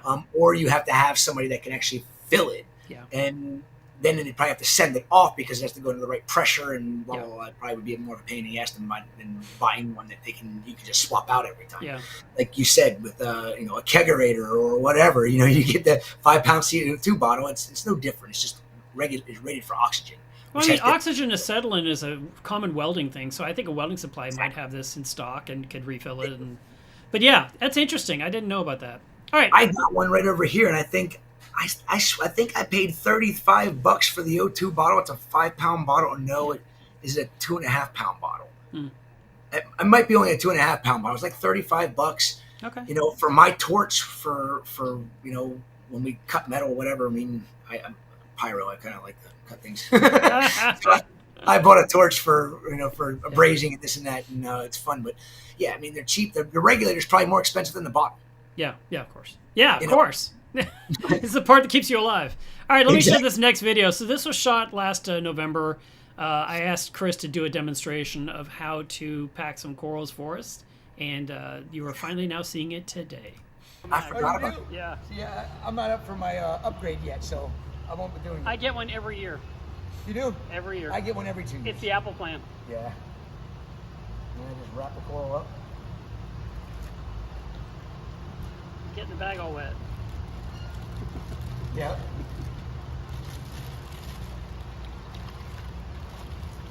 And then it's Nice and safe. yes. And we didn't used to use the wraps on frags and stuff like that, but because of UPS, and they're so bad tossing the boxes. And I know for a fact that when they go through the facilities, Yeah. that I talked to all the people there. They have anywhere from a dozen to 2 dozen 3 to 4 foot drops. Mm-hmm. So if I don't pack them like that, Right. it's a complete nightmare. Yeah. And that bag in there helps to displace the wave that happens. Right. So you have less likely an issue of, the biggest problems that we have are like acros when we're floating them, where they're busting the bag. Yeah. So we ended up having to take and use 3 or 4 mil bags per coral. Yeah. And I don't think people understand how much a 4 mil flat bottom bag like this costs anymore. This is about a quarter. Yeah. Well, it's not that much money when you're talking about shipping 1,000 corals in a week. It's and you're using every 1,000 single of these one. bags. That's a lot of freaking money. Yes, it is. Like a real thin branching coral, like the Monopora hirsuta, or even a branching digitata. They're so brittle that we want to make sure that this coral is cushioned for these rough handling that they get through UPS. Yeah. So I'll take 2 8-inch bags and I'll make a crisscross with it. Okay. And then that crisscross, I'll drop the coral in the center of the crisscross, and then I'll go up around it. And I'm putting this in a flat bottom bag because if I put it in a regular bag, the chances of it, breaking the branches are much better. The flat bottom doesn't allow the bag edges to touch it, Yes. and you get a much safer travel with the coral. Makes a lot of sense. And then, I should have done that in different ways. Here we go. And then the coral falls. I put too much water in. I put about that much water. Now that coral's in there. It's got cushioning the whole way around it for the displacement. And the last video right here. He's putting it in the air. And he stapled it. That thing was a lifesaver for us. He's a machine. Look at that. It even cuts the top of the bag off. Look how fast you're going. 10 bags a minute. A lot more than that. Wow. Wow. But that's bagging 3 at a time and Yeah. clipping 3 at a time. Yeah. You should do balloon animals.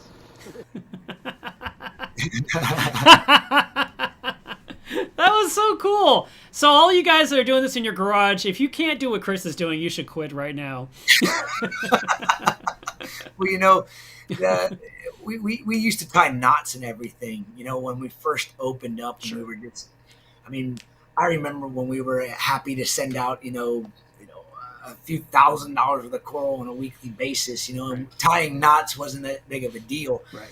because we could, do it. And we didn't have, 15 orders, 20 orders, 30 orders that are anywhere between, 50 frags to 200-300 frags to 50 colonies going out and of those orders, I mean, so those staplers came in extremely handy. Yeah. And again, when COVID hit is when we started using oxygen on all of our corals because, we had to worry about so many delays. Yeah. UPS wasn't guaranteeing anything anymore. And then after we started using the oxygen, I'm like, well, everything's coming in so much better because we used to just ship everything with water only. And my biggest nemesis for shipping, it wasn't Mississippi River East, it was Mississippi River West shipping acroporas. And one of my customers up in Renton, Washington, Cy, he's an awesome guy. He's like, Meckley, we got to figure out how you can ship me your amazing acros. He's like, I'm willing to go through all the process that you need to do. I'll buy a handful of acros every time. Keep changing your packing method to the best thing that you think you can do until we get this right. Because your acros are amazing, and I get them in, and they're almost always DOA, or by the next morning they're peeled and they're gone. Yeah.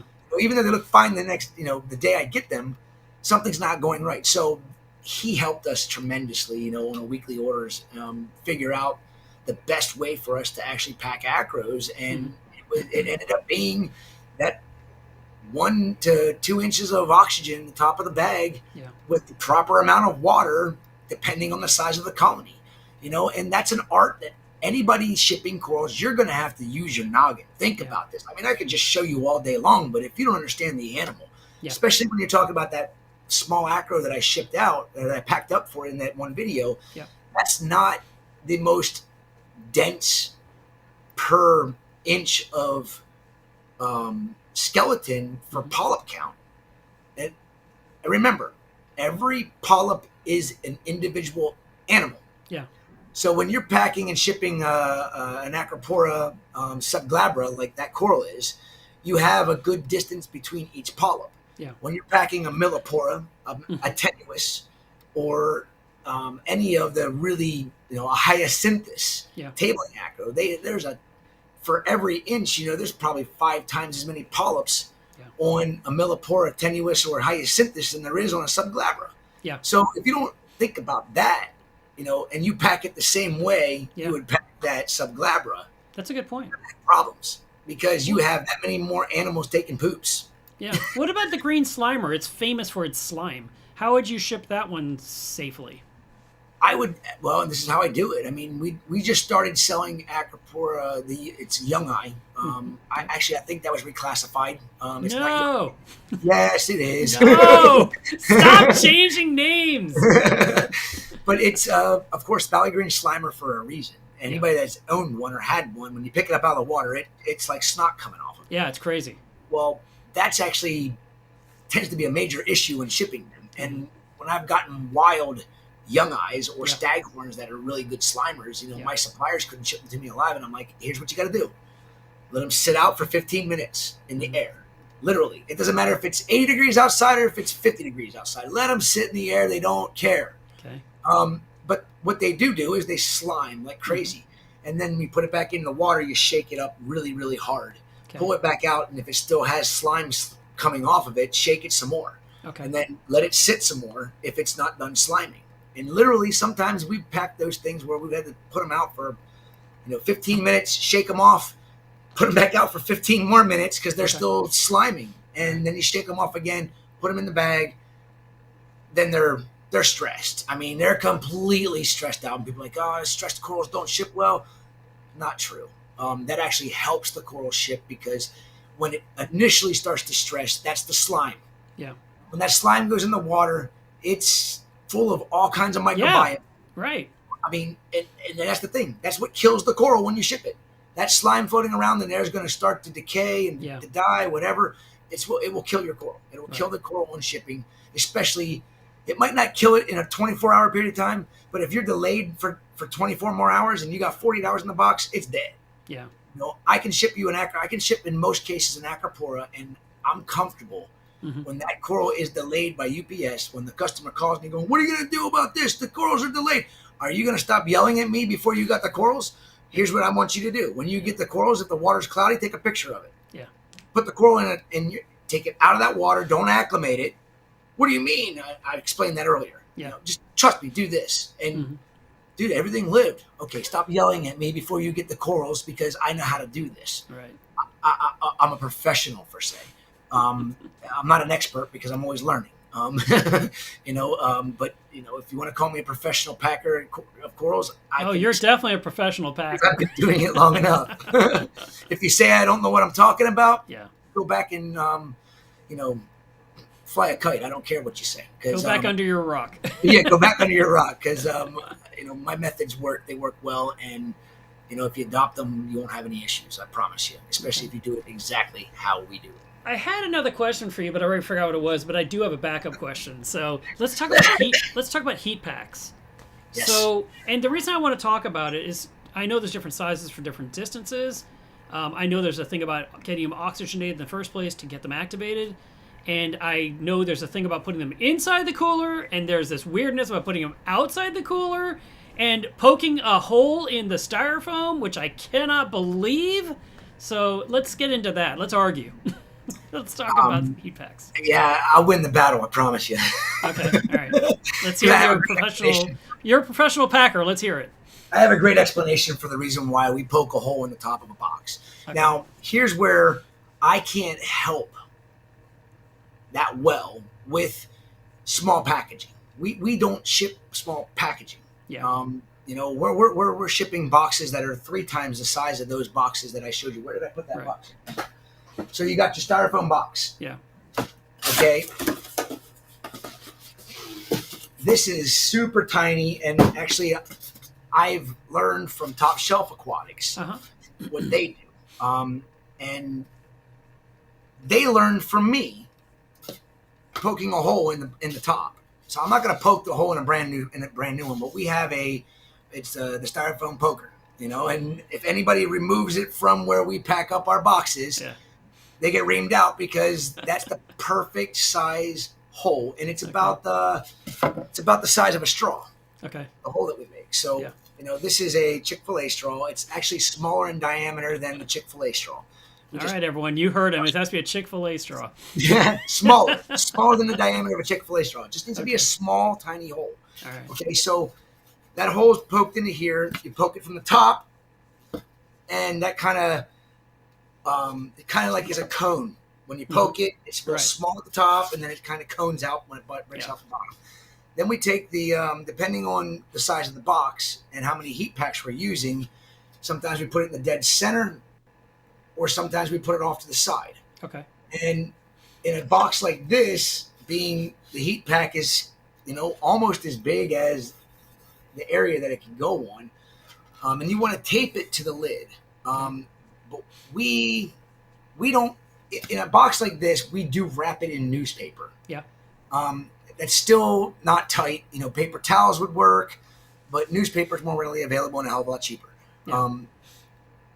The hole is put in there, especially on a little box like this, because if you're sealing it in there and say you don't, like you said, tape around the styrofoam to seal it perfectly, it will seal up fairly good, and the heat pack itself needs oxygen to stay activated.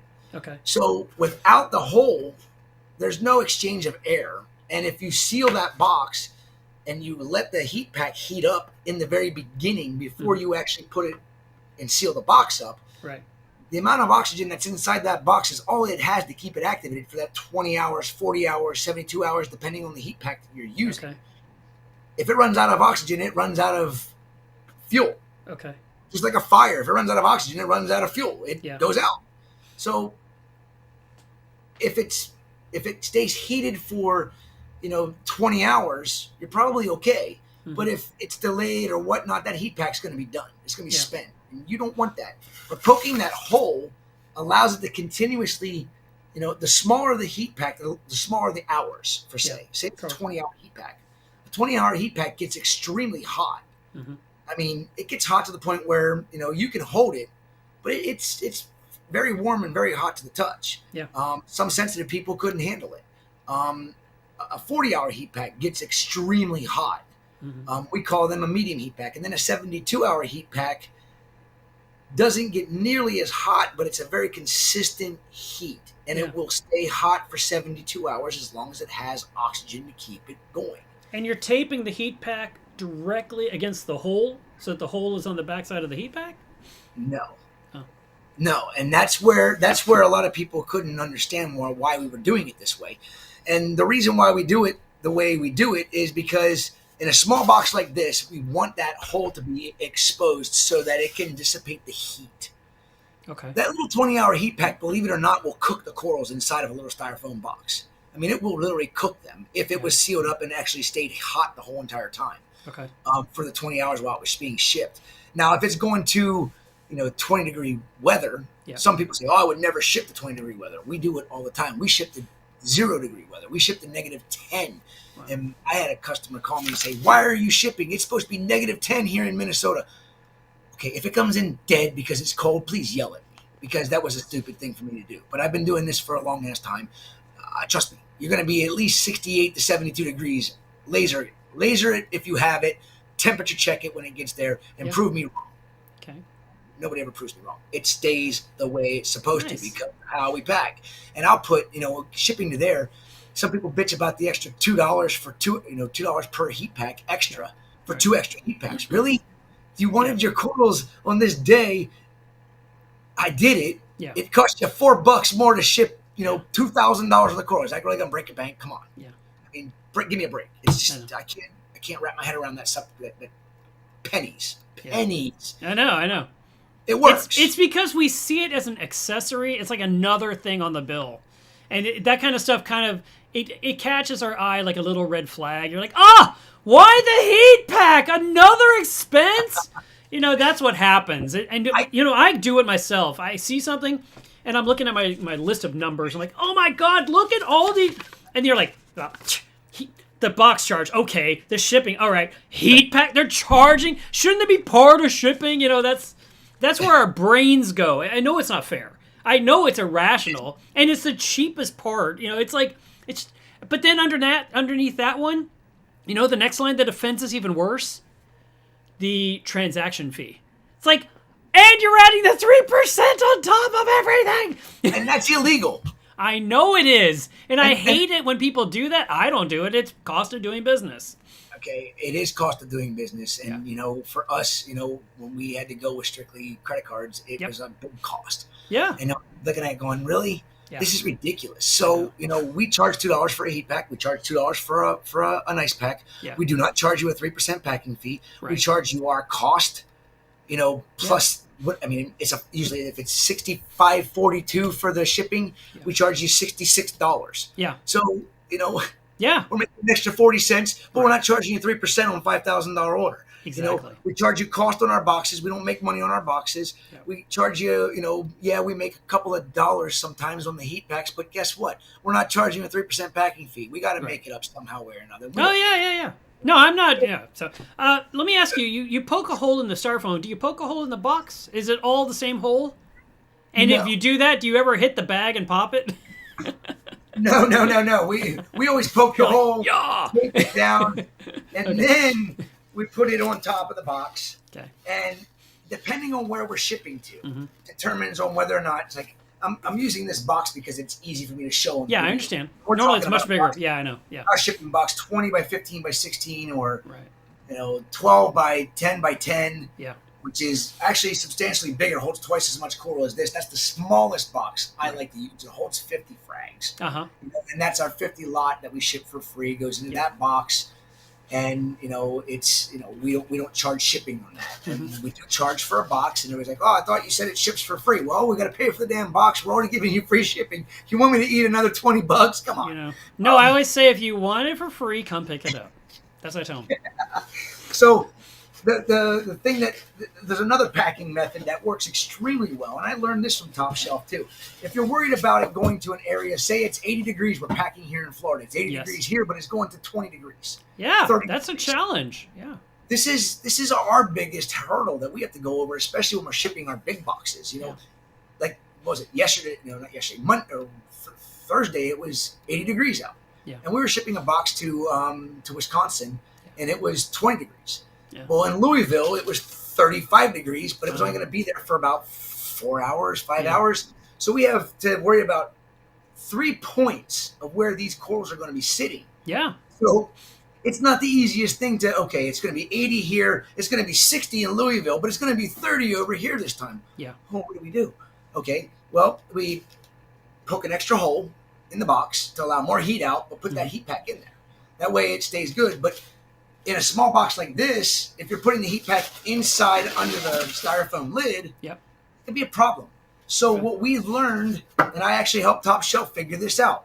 I'm like, why don't you poke a hole in the bottom of the box? Okay. And then go inside the box and put your heat pack on the bottom of the box. No wrap, no nothing, just the exposed heat pack. And most heat packs have sticky backing, so you can peel it off, stick it down there so it doesn't move. And then you put your hole inside. You put a bag, then you put your corals. And then you wrap that up so that way the heat can come up through that hole and go through the styrofoam. Believe it or not, it does.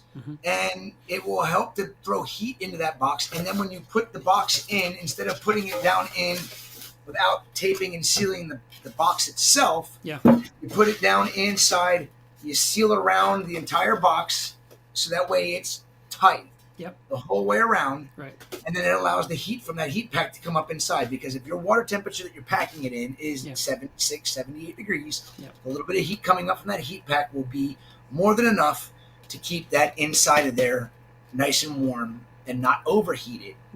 So that way it gets from point A to point B. And always check your different transfer points. I mean, if you don't think about that, don't ship corals, because that's probably the most difficult thing for us to do. Daniel and I still sit there and go, what the hell are we going to do? It's 90 degrees here. It's 50 degrees in Louisville. We would heat pack something going to a 50-degree area. Okay. I know. How many packs When do you want the heat to start? You want to activate, they should on their side slap the box and activate, and now it should start heating for the next 6 hours, for the last part of the trip. It's even worse when you're icing. Icing is something that people have to worry about with shipping. And in a little box like this, you get those pro packs that are 8-ounce pro packs, ice packs.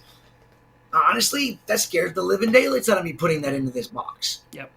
Let's actually talk about that. Now, I'm still kind of argumentative, I guess is the term I should use, because, and it depends on the heat pack too. Maybe because I'm going to buy something like Hot Hands, which you can get at Walmart, and you get these little packets, and usually I would open it up the time I'm ready to use it, I shake it, and I give it about 15 minutes, and it feels warm. And then, like I said, I tape it to the underside of the lid, but I also, my bags are in the bottom, and then I put a styrofoam layer of the packing peanuts, and then I got that, because I know heat rises.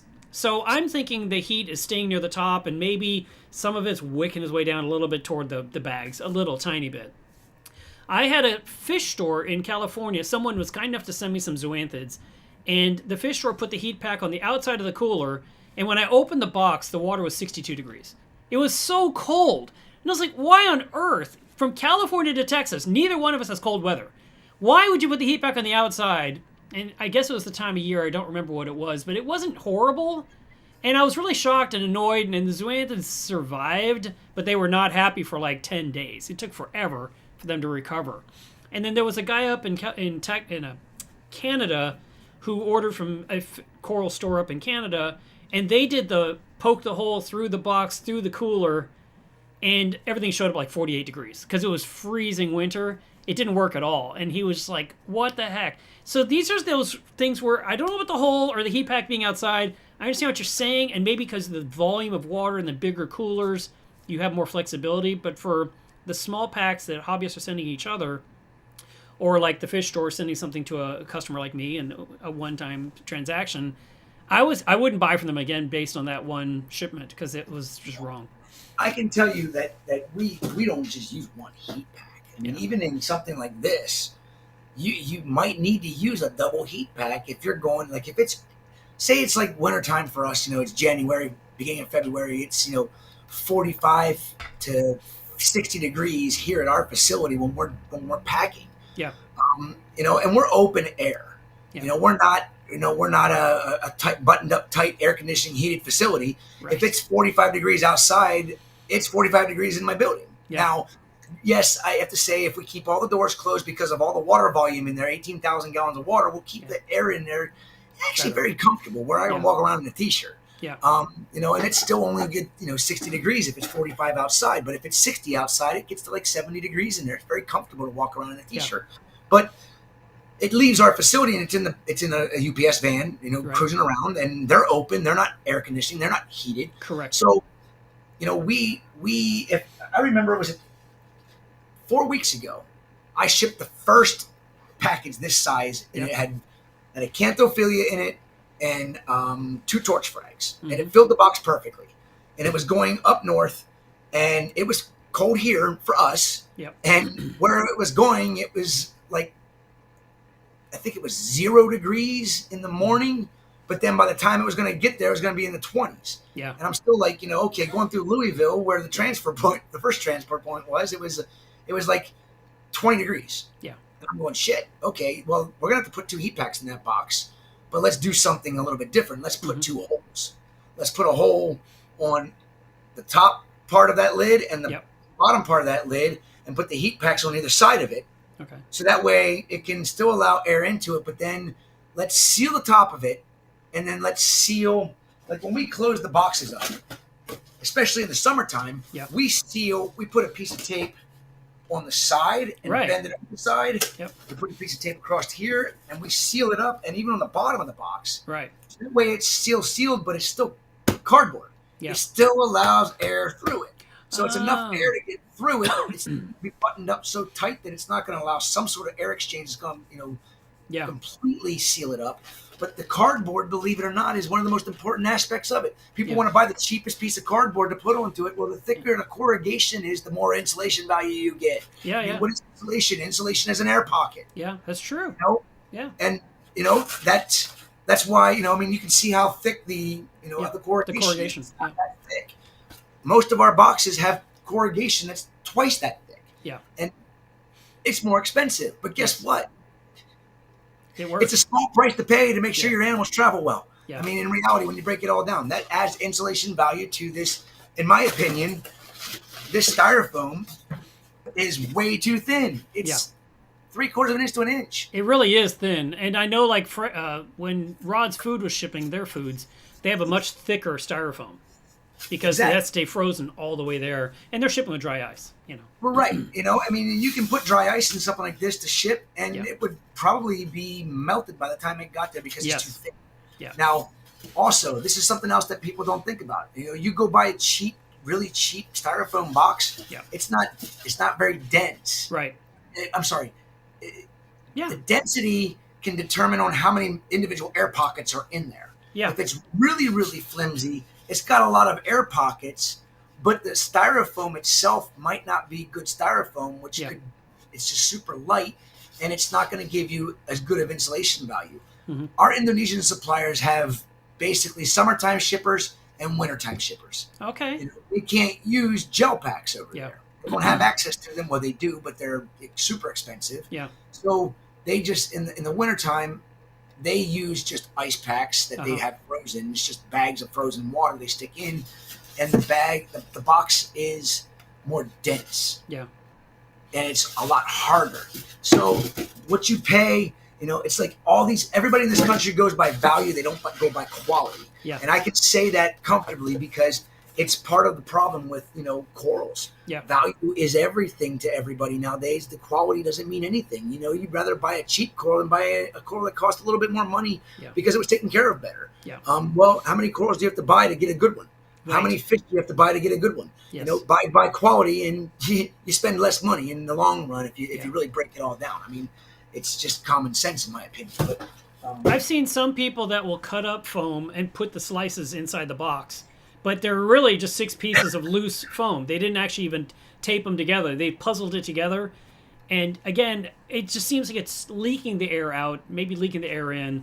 And There's then no hope. something to keep in mind too, once you drop it off at UPS or whatever, or they pick it up, in your case, you're right, the van is open, but the facility is open until it gets to the conveyor belt place. The hub is a closed building which has some climate control, mainly for the employees, not for the packages. But the belly of the plane, that's not nice and warm. I don't even know what I could Google it. I have no idea what the belly of a plane is, but I'm assuming it's freezing cold where the luggage sits and the cargo sits. I believe that too. I mean, it probably stays, above, probably stays above freezing. Yeah, it But might be 40 degrees, Yeah. You know. I mean, Yeah. it very well could be. I mean, well, I had a shipment come in from Alaska that was stuck in Alaska, Mhm. and it was stuck on the plane because one of the engines was bad, Yeah, and they had to fix the engine. sure. Sat there for 24 hours in the belly of the plane. Yeah. It was a cargo plane, so it probably wasn't nearly as cold outside or inside the plane as it was outside the plane. But Yeah. I remember having ice packs that still had ice in them. Yeah. I'm like, oh God. And Yeah. the corals were all, of course, frozen. They were all dead, Yeah. which was disheartening and made me really sad. But Yeah, of course. it That is kind what of it stuff you can't control. I mean, that's Murphy. I mean, that's just how it is. So you did kind of touch on ice packs a little bit. Let's kind of talk about that we'll wrap up on ice packs. What is your recommendation, and what's the safe way of using it? And I've received packages with ice packs, and I saved them. And I had like 30, and I'm like, I don't sell any coral. Why am I saving these? You have the perfect piece of equipment. You talked about it at the very beginning, the heat sealer. Mm-hmm. Okay, I had a customer of mine that was like sick and tired of freezing out his corals. Yeah. Because he had no other way to keep them cool Uh-huh.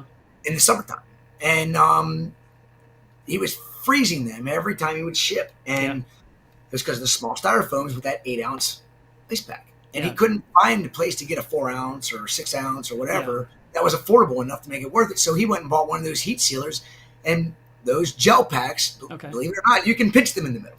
So he would make sure he was dead in the middle of it and put it into that heat sealer and seal them, and he would have 2 4-ounce ice packs. And Nice. he would throw it in the freezer, and that worked and saved him countless corals Okay. and made his customers extremely happy. And what he did find, it was still a learning curve because it still melted sometimes faster than what it needed to. Yeah. But he ended up using real thick, like oil or mechanic grade, like industrial paper towels, Okay. because they're super thick. Oh yeah. The blue ones.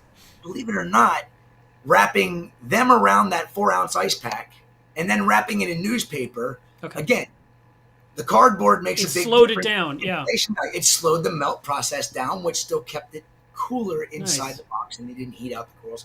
He still had issues on occasions because of delays, but that's out of his control. Right. And but that's one way you can really feel comfortable instead of using that 8-ounce heat pack and freezing out the corals. That you can use a smaller size heat pack, just And get a heat insulate it a sealer. little bit. Got it. Yeah, insulate it a little bit. You're good to go.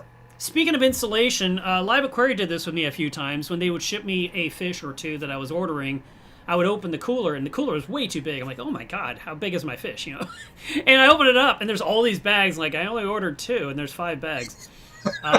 Sometimes the other bags had water in them. Sometimes the other bags were air. Like, it was just a way to keep my fish bag from moving. They were filling the void of the box. Yes. And I think it's really important when we're packing anything, and I do it with my customers every single day. Every time I pack an order, I take everything and put it in there, and I immobilize it. I take the box and I do this.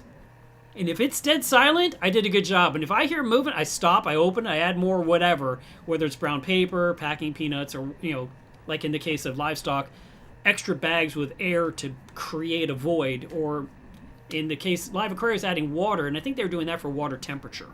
Like by putting in extra bags of water that maintains the temperature of the huge cooler.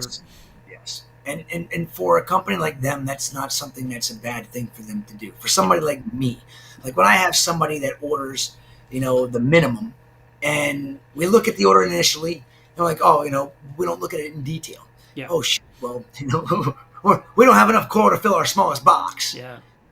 And I had some customers that appreciated me calling them, because when we're shipping that box, we don't let it go over 25 pounds. Right. I don't like even shipping that box, that smaller box at 25 pounds. I don't like to have it really go above, 18 to 20 pounds because it's not as thick as styrofoam. It's thicker than that little box that I just showed you there, Right. but it's not as thick as our other shippers that we Yeah. use.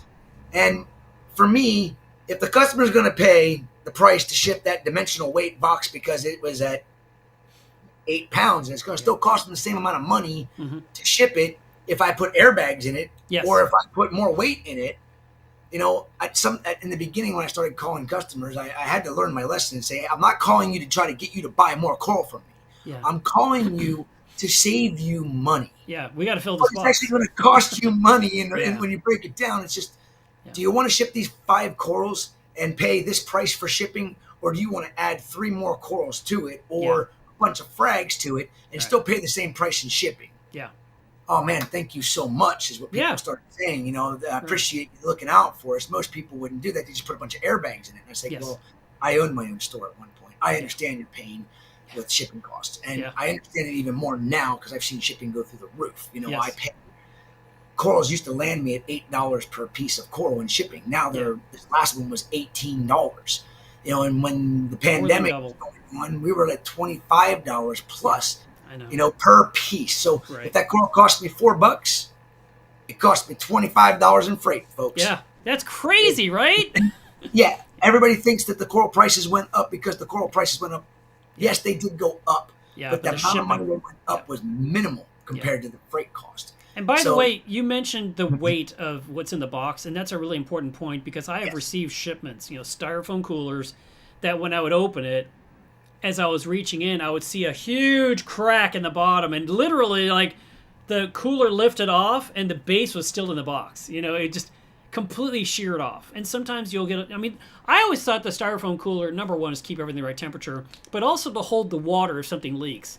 And when you get that package and it's on your front doorstep and there's water coming out, you're like, oh no. And you're like, why? How is it even getting out of a cooler? Well, when the cooler cracks or shatters, because like you said, you've mentioned the word drop so many times, but you didn't really spell it out. What Chris is talking about is they have these massive, that go for miles, of conveyor rollers. And all these boxes are just shooting along at like 1,000 miles an hour. But then they drop off of that conveyor to land on the next conveyor to go to the next direction. And that's the drop. And that's where it's not that employees are taking your boxes and drop kicking them to the curb. It's their conveyor system where it's dropping the next conveyor and shoots across, and then drops the next conveyor, eventually lands into either some kind of a rolling bin that a human being pushes to a different spot, or it's heading out to, it's going to load in this truck. So there is actual areas where stuff falls in midair and then impacts whatever's underneath. Hopefully the conveyor, possibly a different box, possibly at a bad corner, and it could actually cause damage and rupture the cooler or the bags within. I was listening the entire time there. Amanda's like, make sure you keep the lights on. And I can control my lights with my Apex. So Yeah. I keep the lights back Yeah, we on. got to wrap up. Your lights are turning off. But no, it's this is something, of course, that was a part of a packing tweak that we had to change.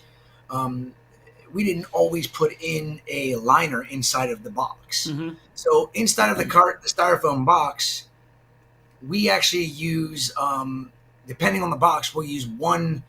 We buy 3 mil trash bags or 2 mil trash bags that will hold water. Yep. And that's the only reason we use them. So we want the cheapest ones we can get. We get them from Uline. Yep. We buy them by the box has got 1,000 of them in them, whatever it is. Sure. And we put that box inside of our biggest box, the 20 by 15 by 16. Mm-hmm. It gets a 44-gallon brute is what it will fit. A trash bag, we put that inside. Yeah. Then all of the bags that are double bag, triple bag, booted, whatever, they go down inside of that. And then we seal that around with, tight with a rubber band. Yeah. Because we've had so many times where the box would come in cracked. Yeah. Or they just, all the drops and everything it goes through, it would still bust the styrofoam box up. Mm-hmm.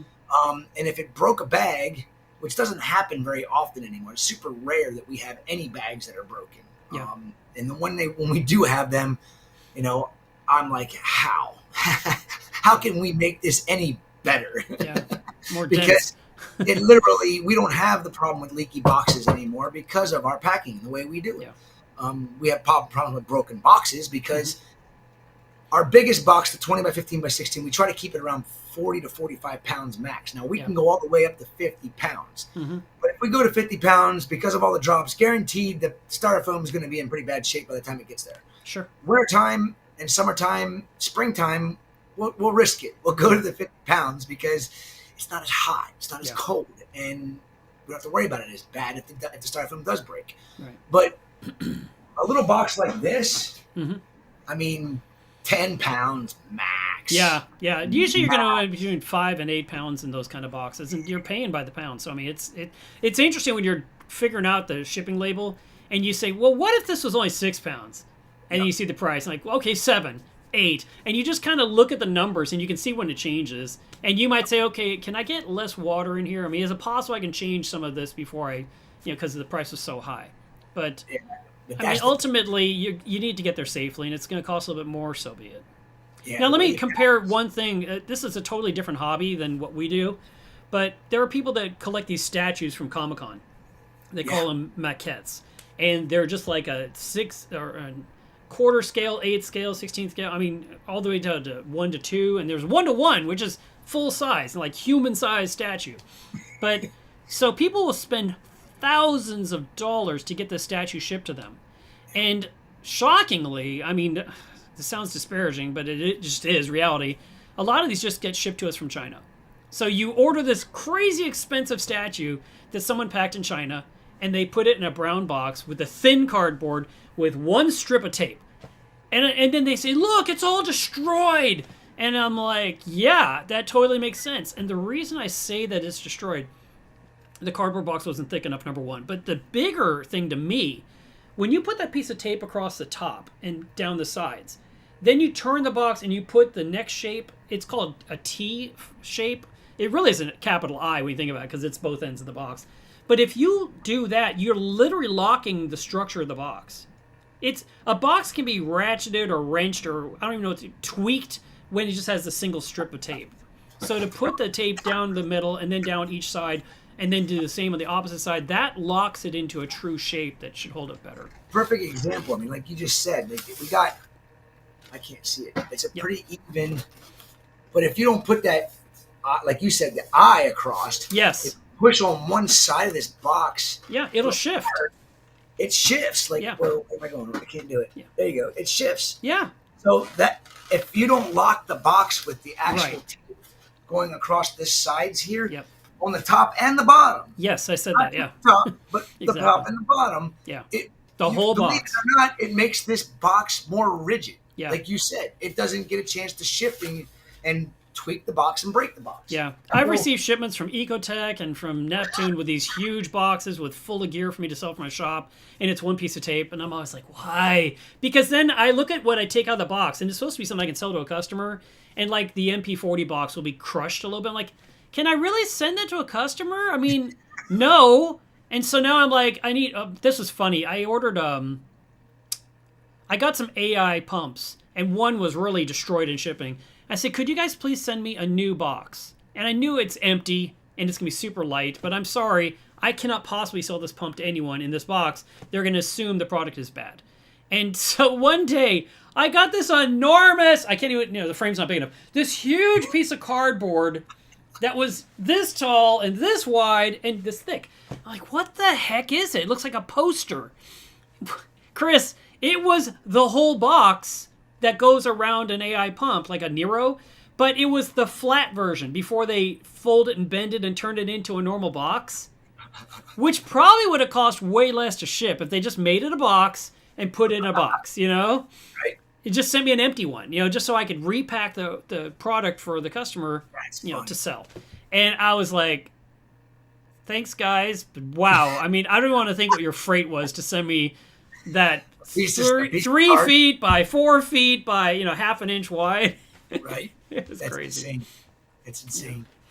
But I mean, little things matter. You know, details. Sometimes big things that people overthink mean absolutely nothing. The little itty bitty things, all those little tweaks and little things that I was showing people matter more than people will ever think about.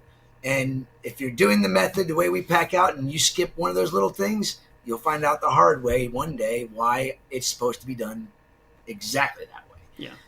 So we just ship everything the same way, no matter what, and our success rate's been really good. I mean, if we have a DOA, I get really upset because I'm like, what did we do wrong? Why is there DOA? And then it just comes down to the fact that we have wild corals. Yeah. And, even though with the way we do it, it's a week minimum sitting here, and then we will start shipping some of it. And some of the stuff is 2, 3, 4 weeks before I even think about putting it back in a box. And we have to still understand that even though we held that Euphilia for 4 weeks, it still might not have been ready, even though it looked like it was ready. Yeah. And you know what? For you, it's a DOA. For me, it's broken acrylic. So much worse.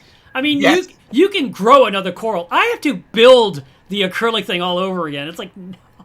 So I really want every shipment to be perfect on arrival. I mean, absolutely. I do too, and that's our goal. I mean, I hate when we have issues, and we've gotten good at it to the point where we don't. I just don't like see animals die for making a dollar.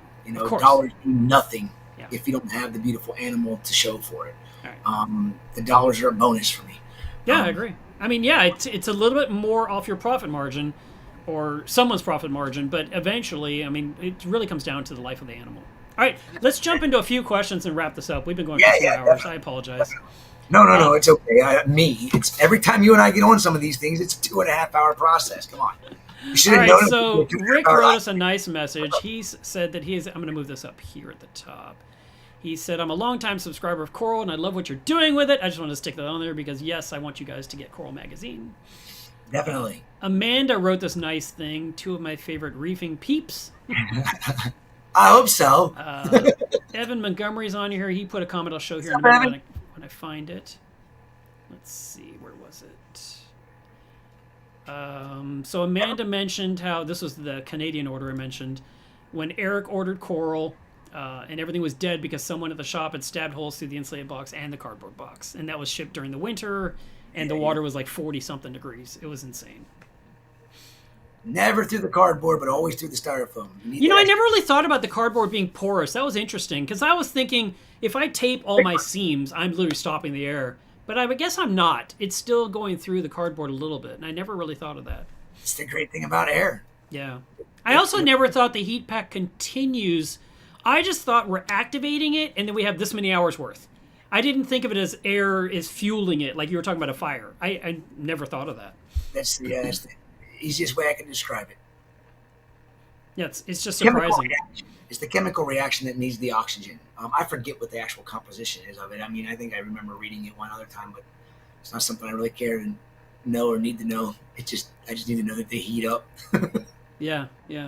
All right, I'm looking for another one. By the way, the Zen Ginger calls mercurochrome monkey blood. So from now on, let's just call it monkey blood instead of iodine. Monkey blood. We need monkey blood to dip our corals. And then Fish Ventura was nice enough to give me a super chat. Thank you so much for doing that. If you're still here 2 hours later and you saw my reply, I do appreciate it. And I'm sorry. When I'm doing an interview, I'm so bad about looking at the live chat. I just can't. I can't do that many things at once. I'm sorry. You got to ask Keith how he does it. Yeah, well, you know what? I know what they're doing. They're not listening to you. And I'm more about, I'm trying really hard to listen to you, run the show. But you're right. Keith is like a machine. It's amazing what he does with Reef Bomb. It's really impressive. And then Will wanted to know, is iodine safe for acropora? 100%. I mean, it's my go-to for dipping acroporas. The acroporas, I use Julian's Revive on for flatworms. Yep. But what I've learned to use when you have like an STN event happening or an RTN event happening on an acropora and you want to try and save it, because iodine is so good at sterilizing an area, like your cuts. Yeah.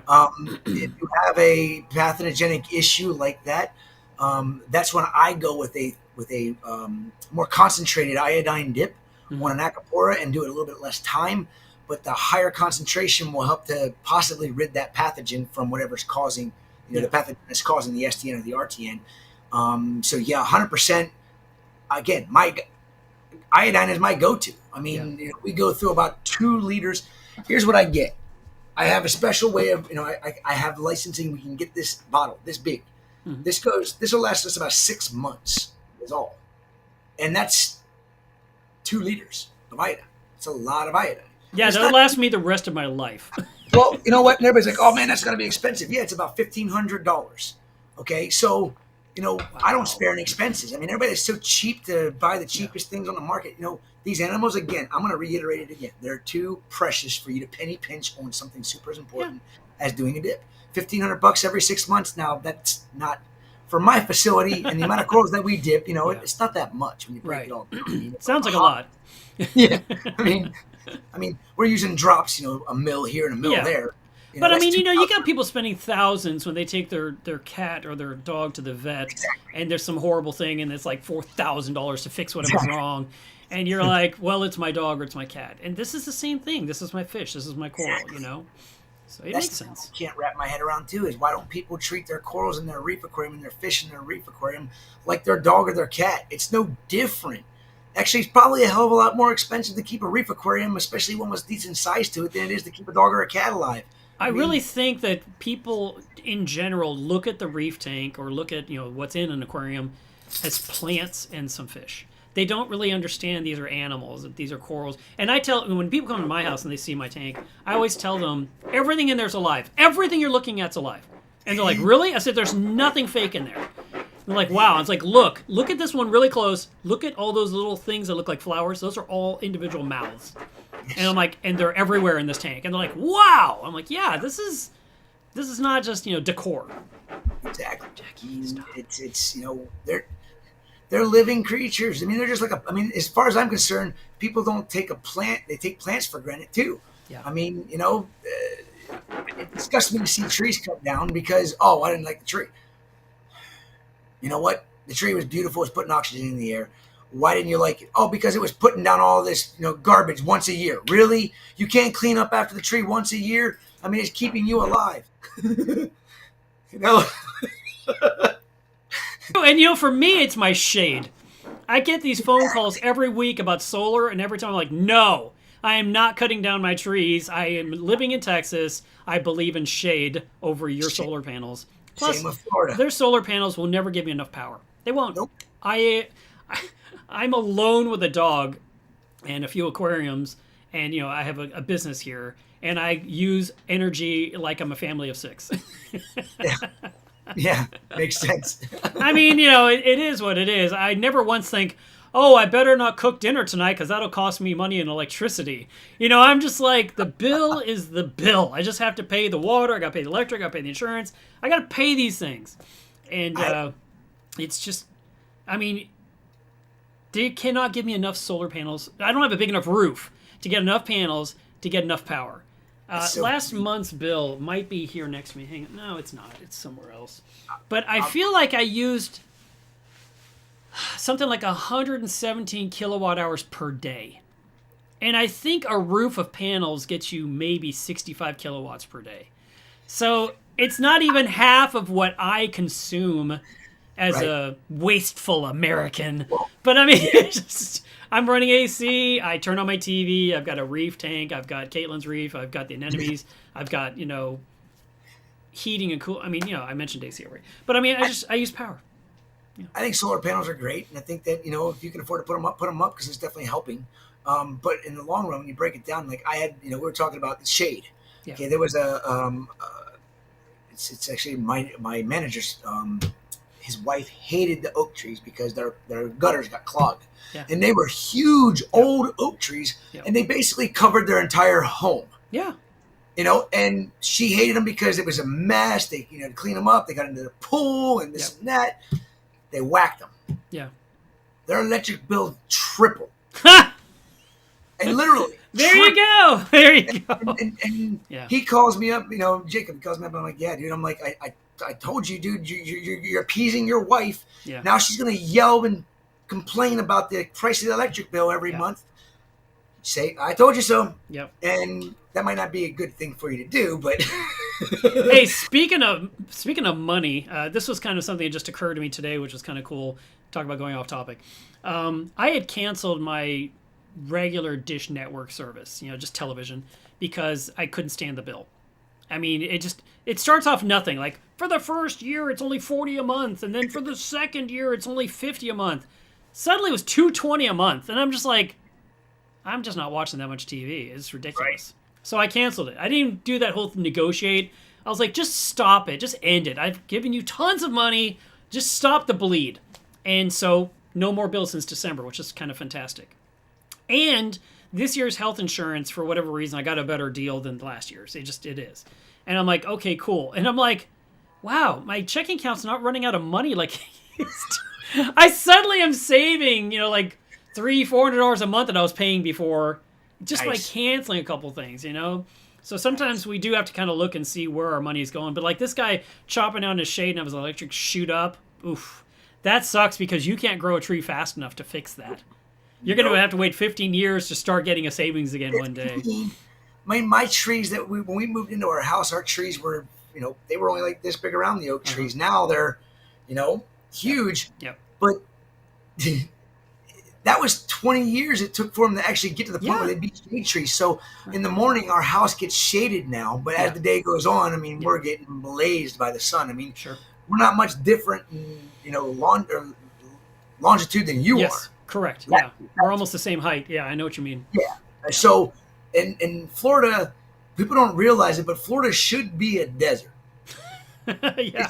But the only reason it's not a desert is because it's a thin little strip of land that's got ocean breezes. Yeah. And those ocean breezes cause a lot of rain and thunderstorms. Yeah, I was going to say, all those hurricanes bring you plenty of water.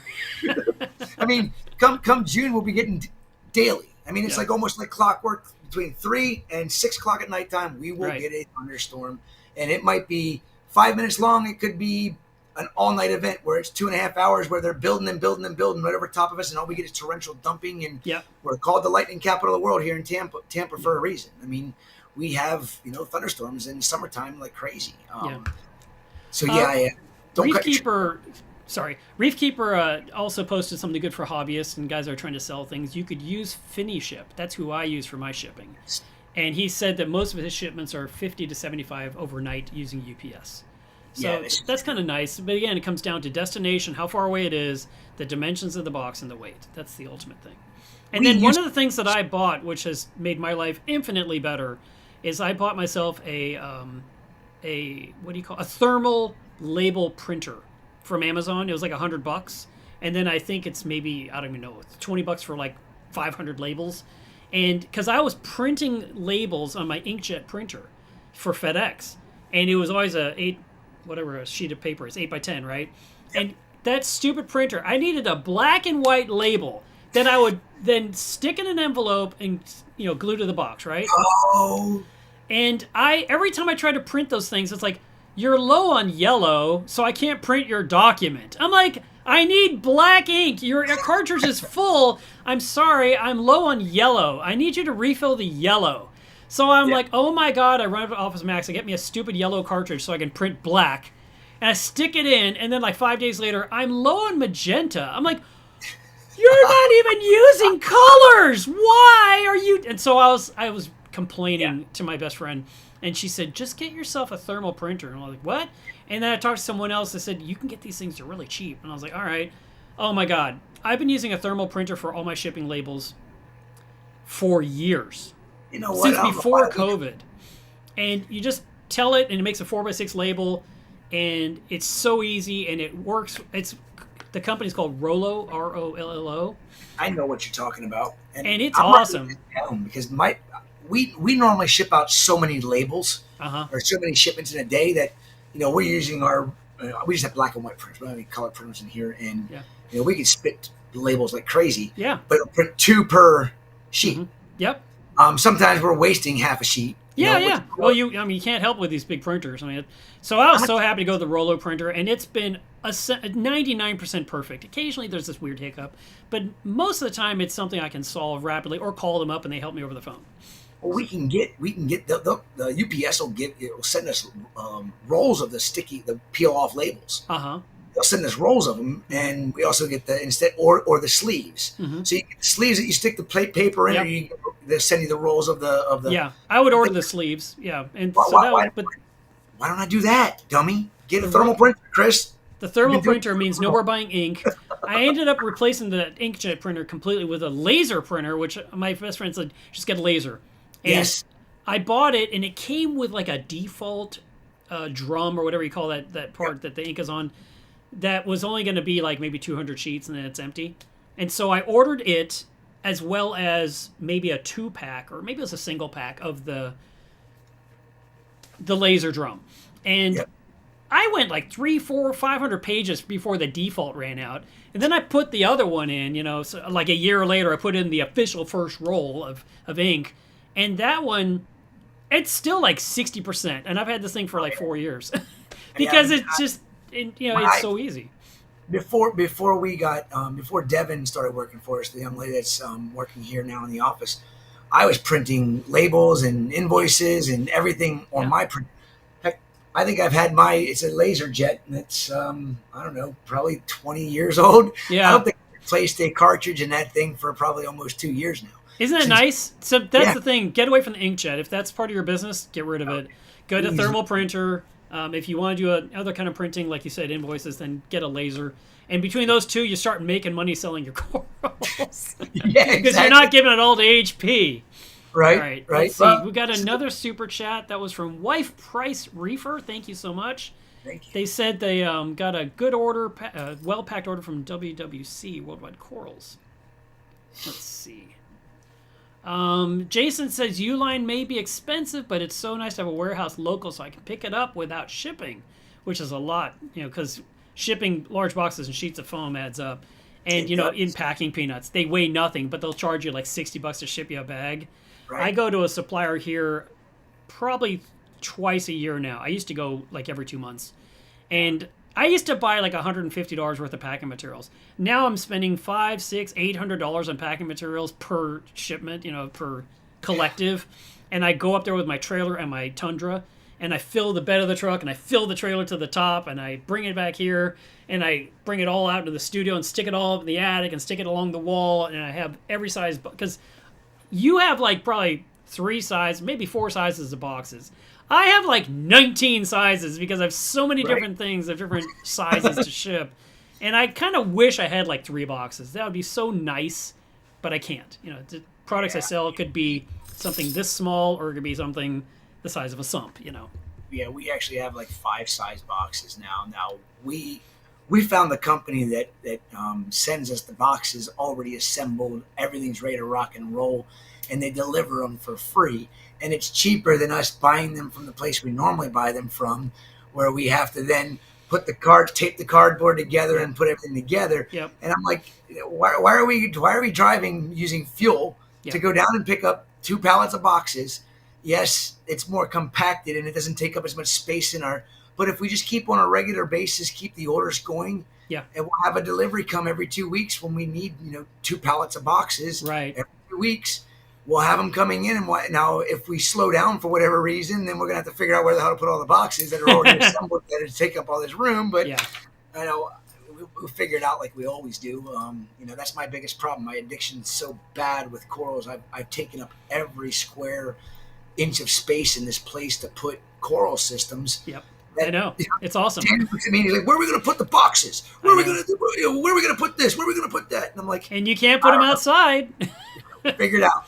Figure it out. It's like we put the addition off the back of the building so we can store boxes, but then I never thought about where we're going to put all the salt pellets, where we're going to put all the calcium, the magnesium, all the the other dry goods, and we didn't put a rolling door in to get everything into there. And then going back through our coral runs, we can't run the pallet jack back through there. Yeah. So we have to individually carry everything back there. Oh, it's like me. I haul everything to the back. Sometimes I get out the wheelbarrow and I put all the boxes on and roll that to the back just to make it a little easier. But this last time I had all these big boxes. I just carried a bundle at a time. And then, they usually come strapped. And I pick up this huge bundle and I'm trying to carry. I've got gloves on so it won't slice my hand. And I'm carrying it. But it was so much weight, the strap broke. And so I only had half as many boxes in my hand. I was like, hey, you know what? It's lighter. Maybe I should just do that. And so I carried a few back and then I got the rest of them. I was like, all right. We can get the pallet about 2/3 of the way there. Yeah. And then you got to bend a little bit. Yeah. And it's just not getting past anything else. So, but when you have 2 pallets worth of salt that comes in and there's 96 bags at 50 pounds a piece. Yeah. We figure out a place to put them up front of the building. And Yeah. then as we need, 2 or 5 or whatever we need to fill the towers up, we just grit and bear it and carry them back. And Can you use a dolly? Like a yeah, we two-wheeler? use a dolly a lot. Believe me, the dolly comes in very handy. Actually, we have this 3-inch thick styrofoam box Yeah. that was a super shipper that we got something in probably a decade ago, and we used that ever since. And I can put 200 pounds worth of 450-pound sacks of salt in there. Yeah. Put the dolly underneath of it, and then somebody lifts up on the other side, Right. you get it back, Oh, and then God. you weave and bob through everything and hope that you don't sit it down, because if it falls on a pump or whatever, you're screwed. Oh, here's a trick that might help your life a little bit easier. Make sure the air in those tires is up to the right amount. Oh yeah, Because when they're low, those dollies are way harder to move. And I buy the dolly with the huge, like real tires. I don't like the ones with the hard plastic tire, well, we don't either, because our floor's kind of getting bad, Right. and the wheels make it easy and smooth. Yeah. The hard wheels, like the when we have a pallet jack, Yeah. it's got those hard wheels, Mhm. and when we have a 2,500-pound pallet going through, Yeah. if you don't get that thing rolling, Yeah. It'll stop.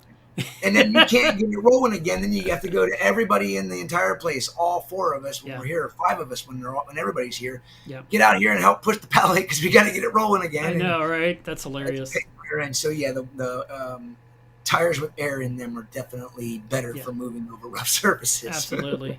Miguel wants to know if we have any plans of diving in Fiji or Indonesia anytime soon. My plans are going to be for the Jake Adams memorial trip in September, October. Nice. I was supposed to be in July, and it was changed. Mhm. So now I really have to dig deep and figure out how I'm going to make that September, October, because in July it was perfect because I wasn't going to be in, the kids weren't going to be in school. Right. I have no issues, but now I'm going to go. Now you got Macna. Can't miss that. It's going to be a busy travel season for me. Yeah. But I have to go. I couldn't go last year because Right. it was in October. Mhm. But I have to go. Jake was my buddy, and and if I didn't get a chance to plant corals on Jake's reef Mhm. like everybody else did the first year, Yeah. I got to do it on the second year. Well, make sure you bring big ones from ACI. Can't, unfortunately. I don't have export permits to get them back in Indonesia. So Can you imagine you just show up with like this massive, here you go, Jake, boom. how awesome would it be to take Jake's immortal tort, Yeah, and stick take it on to them. Indonesia, Yeah. and plant it on a reef in Indonesia? Of course, Yeah. that would be not legal. That would be really neat. All kinds of aspects, because it was originally from a Solomon Islands, and Yeah. not supposed to mix that all up. Yeah, but, yeah. But that would be a cool story. April It was Fool's. a really cool story, right? April Fool's story. Let's see. Evan Montgomery suggested in shipping to put a pinch of carbon in each bag. Is there any benefit with corals? I know they do that with fish. No, I did say it in one of the videos. I missed that. should have done it, but frags I normally don't do it. Okay. Because we pack with enough water. Now, you might be able to reduce the amount of water by putting a little bit of carbon in the bag, but honestly, when you're doing a small parcel package like that, Yeah. don't skimp on the water. That's just ridiculous. Okay. An extra ounce of water isn't gonna raise the price of the shipping enough to be worth it. When we're shipping larger coral colonies, Yeah. like our wild coral colonies, 100%. I don't just throw a pinch in. Sometimes, when some of the euphyllias, I'm just like, okay, and more. Oh, 5 pinches. It's like good, substrate in the bag. Well, it's like the Western Australia was shipping me Lenardi wrasses. Back when I imported fish, and the Lenardis would come in dead. Uh-huh. Almost every single time. Choke wrasses dead every single time. It's because they're stressed and they're in the bag so long.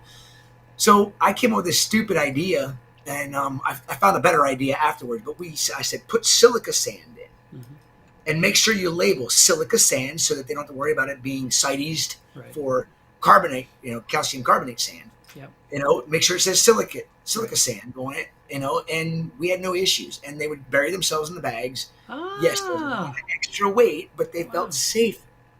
And then that is so cool. I've never heard of that. Oh, it worked Wow. amazing. It was amazing. It blew my mind that it actually worked. I they can't literally believe got- it either. Well, the weight of that was like, it was a lot of extra weight. Yeah. We're talking about probably a half a pound of sand Yeah. for a Lenardi wrasse that's this Yeah. big, so that it had, this much sand in the bottom of it. Yeah. So I'm like, wait a minute here, something cheaper and easier. Let's cut a piece of, if the Lenardi wrasse is this big, you're going to need a piece of 1 inch, not schedule 40, but schedule 20 PVC that's super thin walled for like Yeah. drains. Yeah. That way, and put the fish in there with a net on this side and then Okay. net the other side. Yeah. Saved a ton of weight. All came in alive. That they is felt so weird. You shipped a fish in a pipe. PVC. Well, inside of a bag. I But know, you but know- it's a pipe.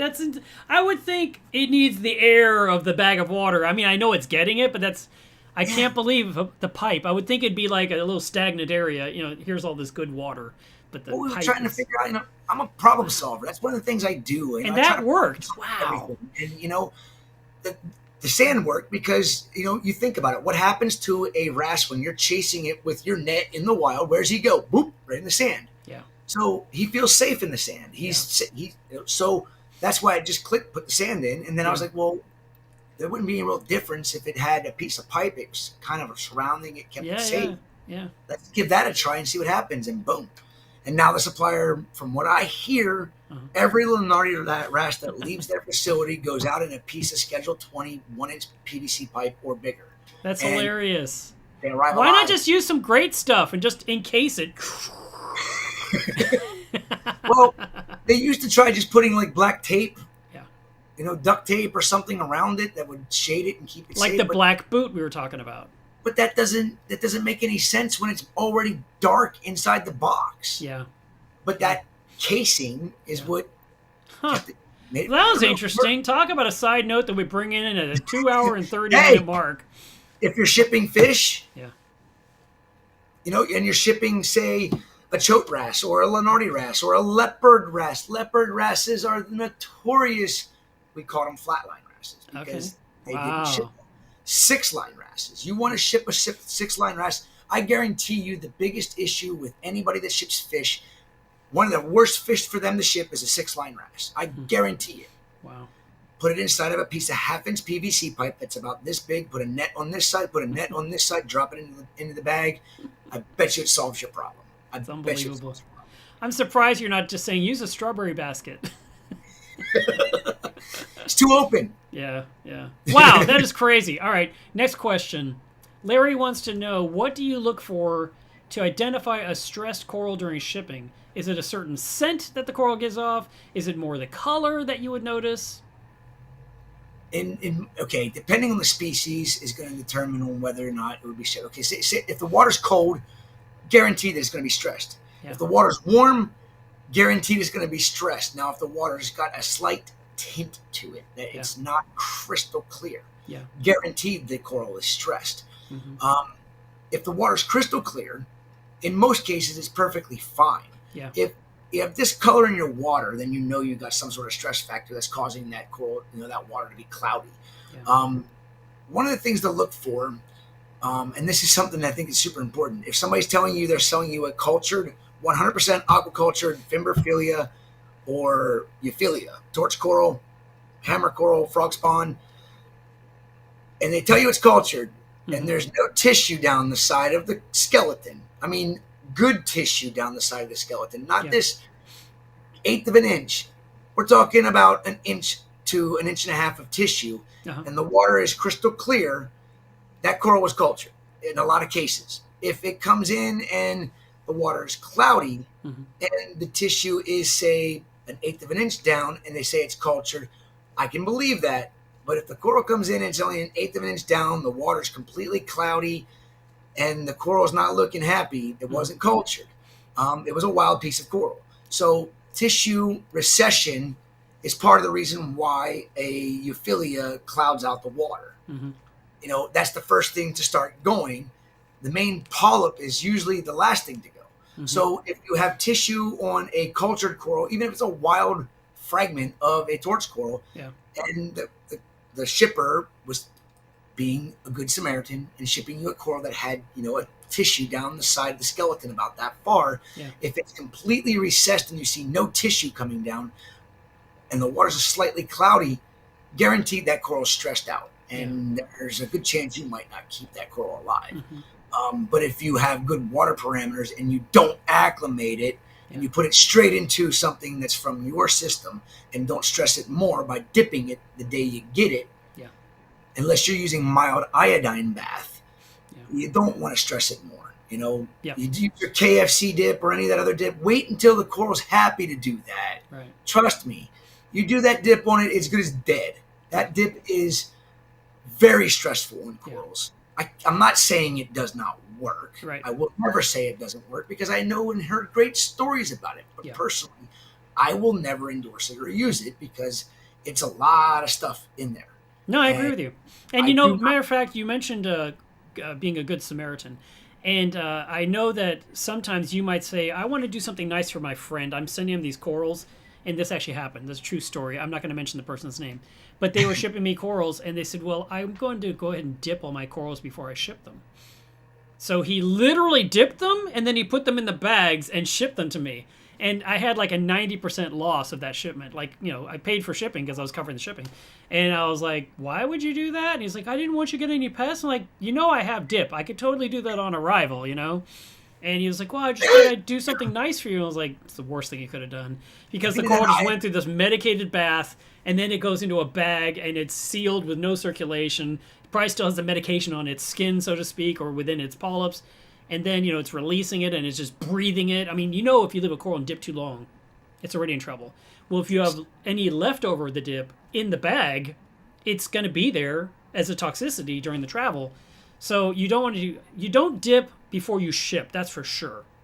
If you dip before you ship, dip the day before you ship. Yeah, or 2 or 3 or 5. Give it some time. Don't do it just before. And also, like when I had to do the framer to ship to you, I think you had suggested I get them all ready the night before. I was like, I'm not going to do that. I don't want to stress them out and then make them endure a dark cycle. And then suddenly I'm going to grab them the next day and bag them up and ship them to... I was like, I will just do it the morning, not even the morning of. I did the afternoon of, because I always start around 2 or 3, and I'm done so I can ship at 6. That's my goal. And I just wanted to follow your directions. Now, I had the work tray, which is my acrylic contraption. I sit on the top of the tank that has holes in the bottom, and I could put all my corals in there, and they could do that drip thing. But I actually put them all head down, face down, polyp down, so that the moisture... So, because my concern is when you hang a coral, like the way you showed you're holding the torch in your video, you kept doing this, and I know why you're doing it, but the point is the water weight within the polyp is stretching it. And I don't really want that. So I liked your idea of saying put it on styrofoam because it's soft and cushy, and it'll expel water without tearing its skin because it's not got gravity yanking on it. It's just upside down, and so it's kind of like blurring out all the water. So I did that day, and I packed it all up and got it going. And then you received it, and I know you didn't immediately dip.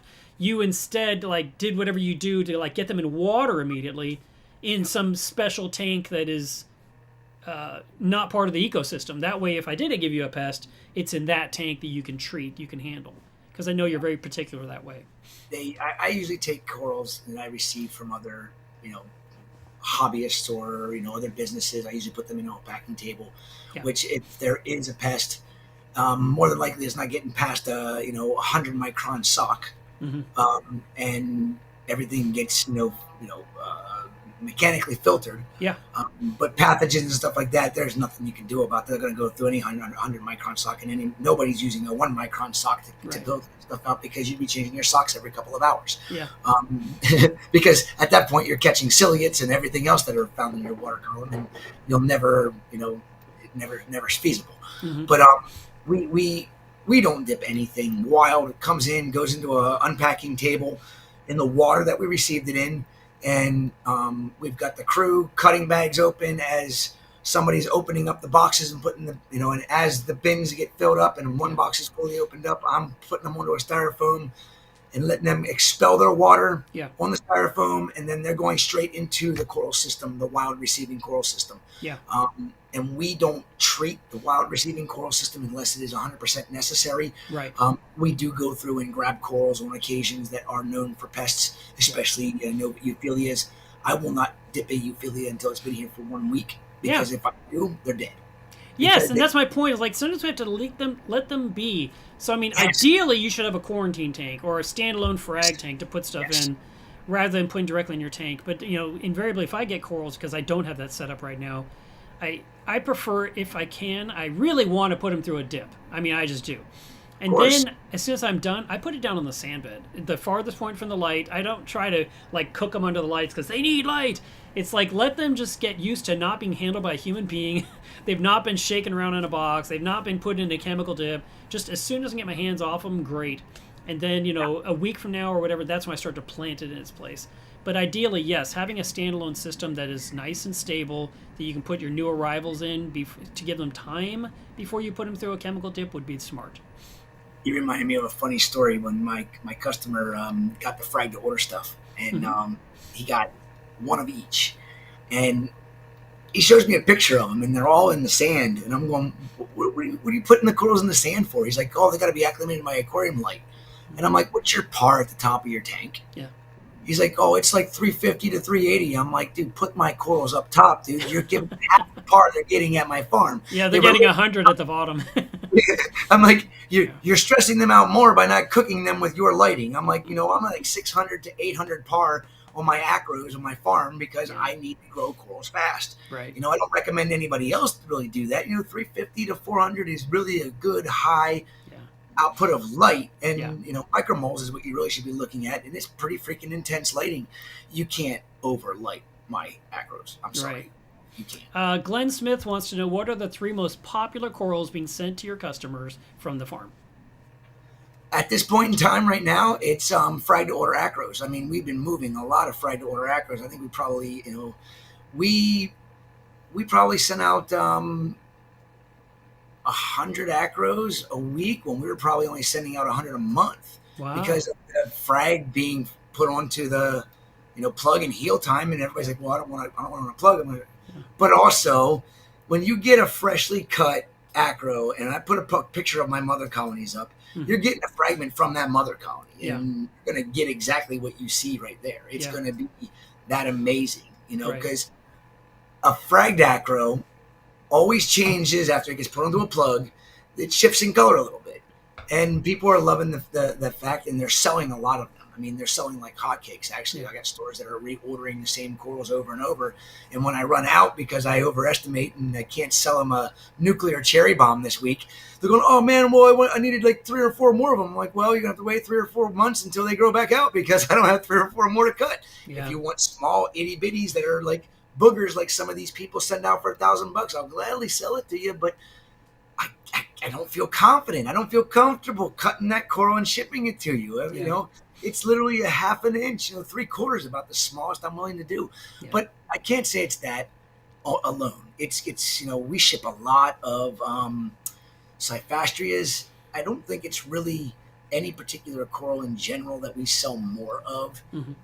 On a weekly basis. It could be 1 week it could be acros, the next week it could be cyphastrias, the next week it could be paragoniastria, Australians. It just always changes, huh? It's constantly changing. I mean, there's no consistency whatsoever. If I have farmed euphyllias that are up and they're cold right now. Yeah. Because there's so many wild euphyllias coming in, and people would rather buy cheap wild stuff than buy something that's been lineage growing in my farm for 3 years, because I know how much it cost me to farm that coral, and I'm not going to let it go cheap, just to appease somebody that's going to go buy a wild piece. It's going to buy it 3 times before they get one good, if they're buying from somebody that sells it cheap. That whole speech has been used for captive bred fish versus wild caught fish for 20 years. You're exactly right. I mean, you're right. I mean, wild caught Procula clowns are not gonna. They're hit and miss. I mean, how many wild caught Procula clowns do you need to get one that's going to live long term?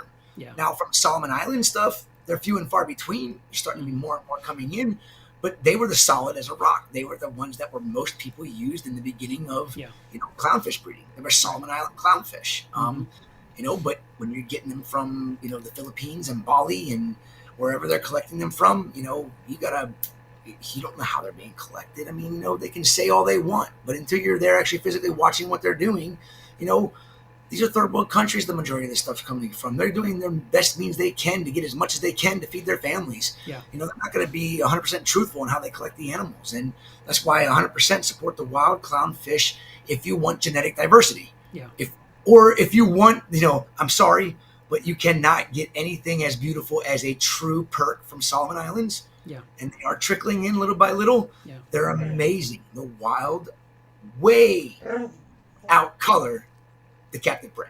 Yeah. And Speaking of beautiful That's clowns, the next issue of Coral is going to have an article about the Maldives, and there are these Maldive-based clownfish. They are gorgeous. I'm like, wow, that's a pretty clown. All right, It is. we got to keep wrapping up because this dog wants to go outside or something. Scott wants me to get a riding lawnmower and a trailer so I can haul my packages. He's a problem solver too. Just go spend $2,000, Mark, so you can move your packages front to back. Rather Be Traveling says, do you ship to individuals? Because I have a 220-gallon tank that needs corals badly.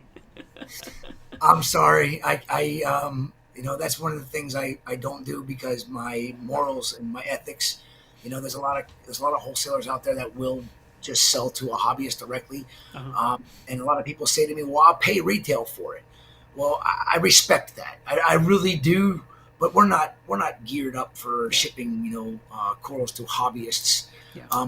First of all, I deal with retail store owners, and the majority of them are amazing to deal with, and they've been dealing with me for a long time. But a lot of, you know, there is times when, you know, they don't understand how we do things and why we do things, and I get, you know, hobbyists would not understand what we're doing. Mm-hmm. And I would get so much flack for how we do things. I don't need the social media. I don't need the, you know, and I'm not saying that you would do that, Bradley. Trust me. But if I did it for you, that would mean I'd have to do it for everybody. So I have a lot of online retailers. I don't know. I don't want to plug anybody on Mark's live thing unless he says just do it, because I don't want to have conflict of interest. But you can private message me. Yeah, just ask Chris later. He'll You know, find you a source that's nearby. later, and I'll shoot you who I know carries our product or our corals. There's a lot of places that have put the full line of stuff that we have as aquaculture stuff is on their website and available.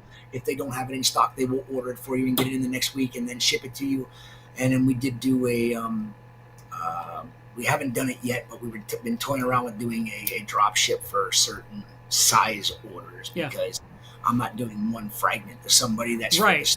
Like if somebody has a 5,000-gallon reef and needs 400 corals, you could do that shipment. I could do a drop ship on something like that, but they're going to be talking to saltwater. But that's unique. Yeah, exactly. The saltwater store that sold it to them. Right. To deal with any issues or problems, I guarantee you the way we pack, you're not going to have any problems with it unless it's completely destroyed by UPS. Northwest Scapes wants to know, are wire corals, you know, CITES banned within the United States? They've been on his bucket list for ages, and he hasn't seen any available in years. Wire corals? Yeah, I think that's the tubastria that does the circular curlicue. No, that's that's a type of, like, they call it a gorgonian. It's actually a black coral. Oh. I've had them come in under their genus and species, and I've not had any issues with U.S. Fish and Wildlife on them, but it's very few that have come in. So I don't know a whole lot about them being banned because I've been offered them for a long time, and I've had other importers say that they get offered them and they bring them in. So now you got me intrigued because I don't want to be a part of anything that's not legal. So I will dig into this even more because I want to know exactly where I can go and where I can't go. You know, that's not something that, you know, we ever want to be a part of is the illegal coral trade. I bought a wire coral a long time ago, I think in California, and brought it home with me, and I put it in my little frag tank, and that picture is in Google. I just found it. You know, it's like one of the first ones. But the funny thing is, it's actually, for some reason, in a Reef Builder's blog. Didn't even know. Yeah. My picture's in some Reef Builder's blog about this coral. That's funny. I remember I got a half a dozen of them in January or February. So they are still available. Just it's a matter of finding them and making them available. Yeah. Okay.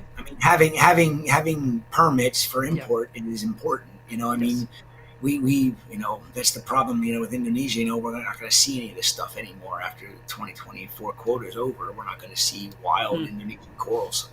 Mariculture, yes, but hopefully they crack down on the illegal mariculture that some of the companies do over there. That's not even mariculture, but I guess time will tell.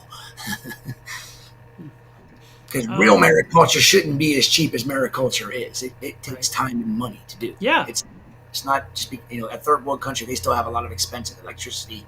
Is not cheap. When I was at Vincent's facility, his electric bill came and he just sat back in a chair like this. I was like, oh God!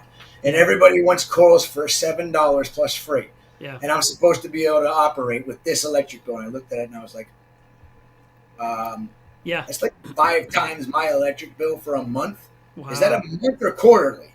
Yeah. And he's like, that's a month. And I'm like, are you kidding me? Yeah.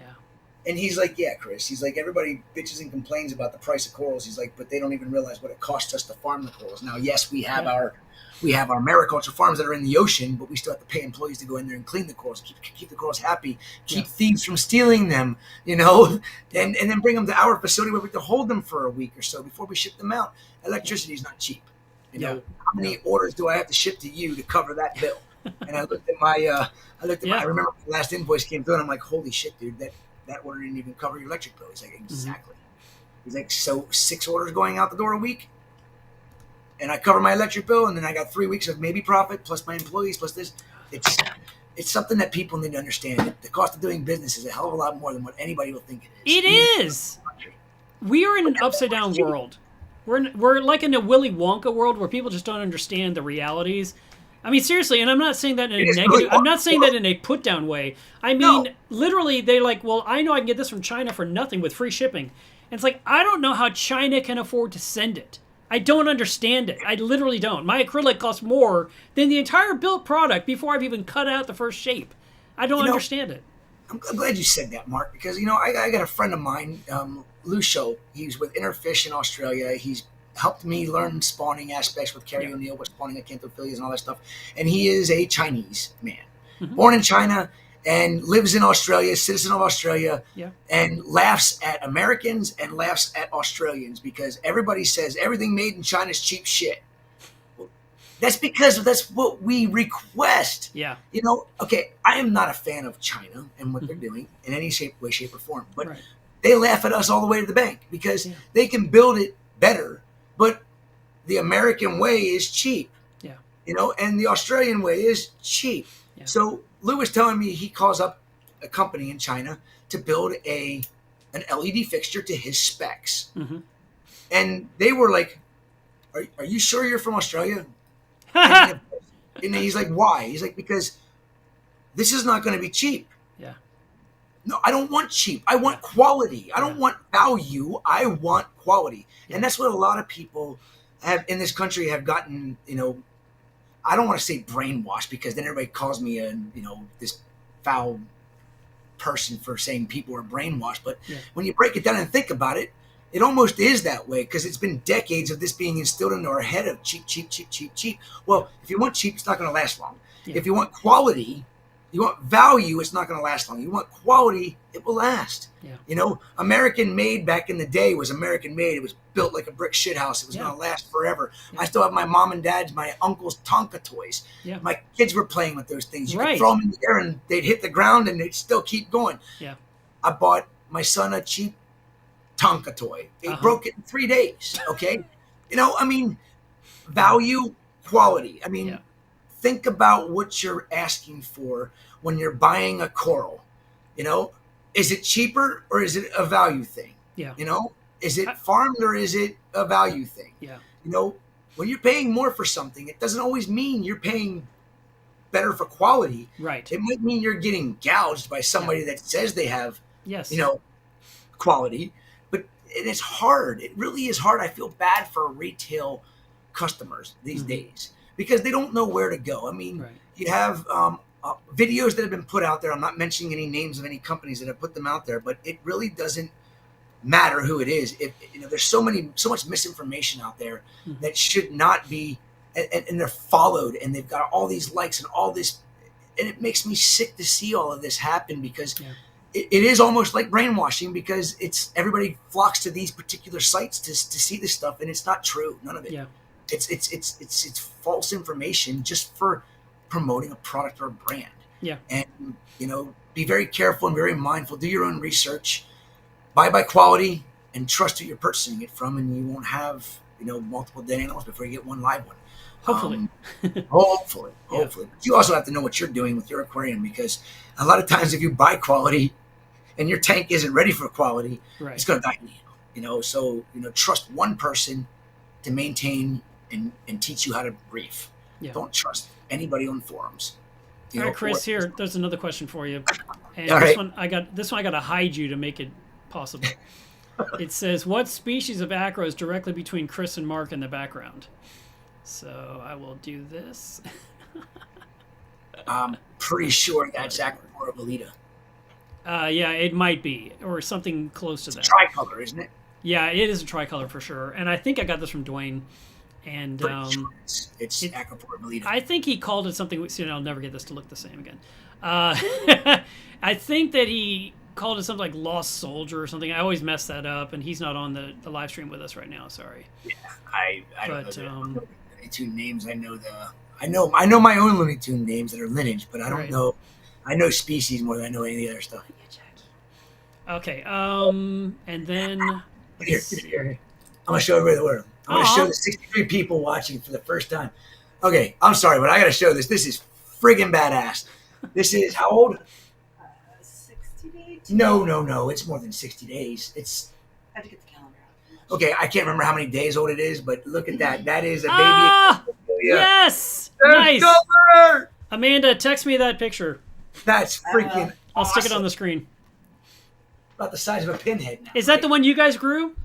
Yeah. That's one that we settled. That's yeah, your the- baby. Okay, y'all. So that was a story in Coral Magazine in the last issue where 3 different organizations or peoples or groups, I think, maybe 4, were all trying to spawn acanthophilia from, eggs and sperm. Like literally no fragging. We're going to grow it from the ejaculate.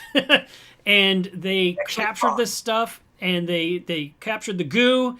They put it in a tank. They want to settle on tiles or on the walls or on PVC or wherever the glue would, attach itself. And she's been growing this thing, so I'm waiting for it to show up. Here we go. And I got it. So now I can grab it. Look at this little tiny thing. So cute. It's like you took a picture of a screen, of a computer screen. Why would you do this? She actually took that picture through the lens of a dissecting scope Okay. with her camera from her iPhone. Okay, so it's that small. That's why. All right, hang on. Give me a second here. I'm going to save It's this. yeah, that's under what? That's probably what 50 or 60 power dissecting. Oh, look at the color. Stereoscope. We got that, and we got that just so we could actually see the tiles and find the babies, and we haven't even been looking because they're so damn tiny. And how big is this? What is the diameter of this tiny dot? I'm gonna make a dot. No, it's bigger than that now. It's about the size of. It's still a little bit smaller than a pinhead. All right, this is what we're talking about. Look at the color. It's freaking neon orange with a neon orange mouth. Look at It has all an the little- orange border. Yeah. Oh, it's gonna be insane. Our brood stock was some of the best you'd ever see in the world. And this thing Rico- is the kind of coral that grows to be like a foot across, right? I'll leave it right there. I guess our biggest acantho that we ever received was probably 8-inch skeleton. But then it fluffs up to like a foot across, or Oh, they hell become no. ginormous. I saw one at the Frost Science Museum. The skeleton was this big. It was 4 Wow. feet in diameter when it opened. Wow! Yeah, it was really cool. It was really cool. He had it in a they had it in a 6-foot cylinder tank, Mm-hmm. and there was a solar tube lighting that tank up. And it was just a green one. And when I walked in, I'm like, "Is that real? No way! It's an acanthophilia and it was getting the solar tube was right in the center, Yeah. and there was literally about a foot of space. It was a perfect cylinder tank. It was about a foot of space between the edge of the acanthophilia inflated to the Wow, tank. that's cool. Oh, she texted you another picture of her.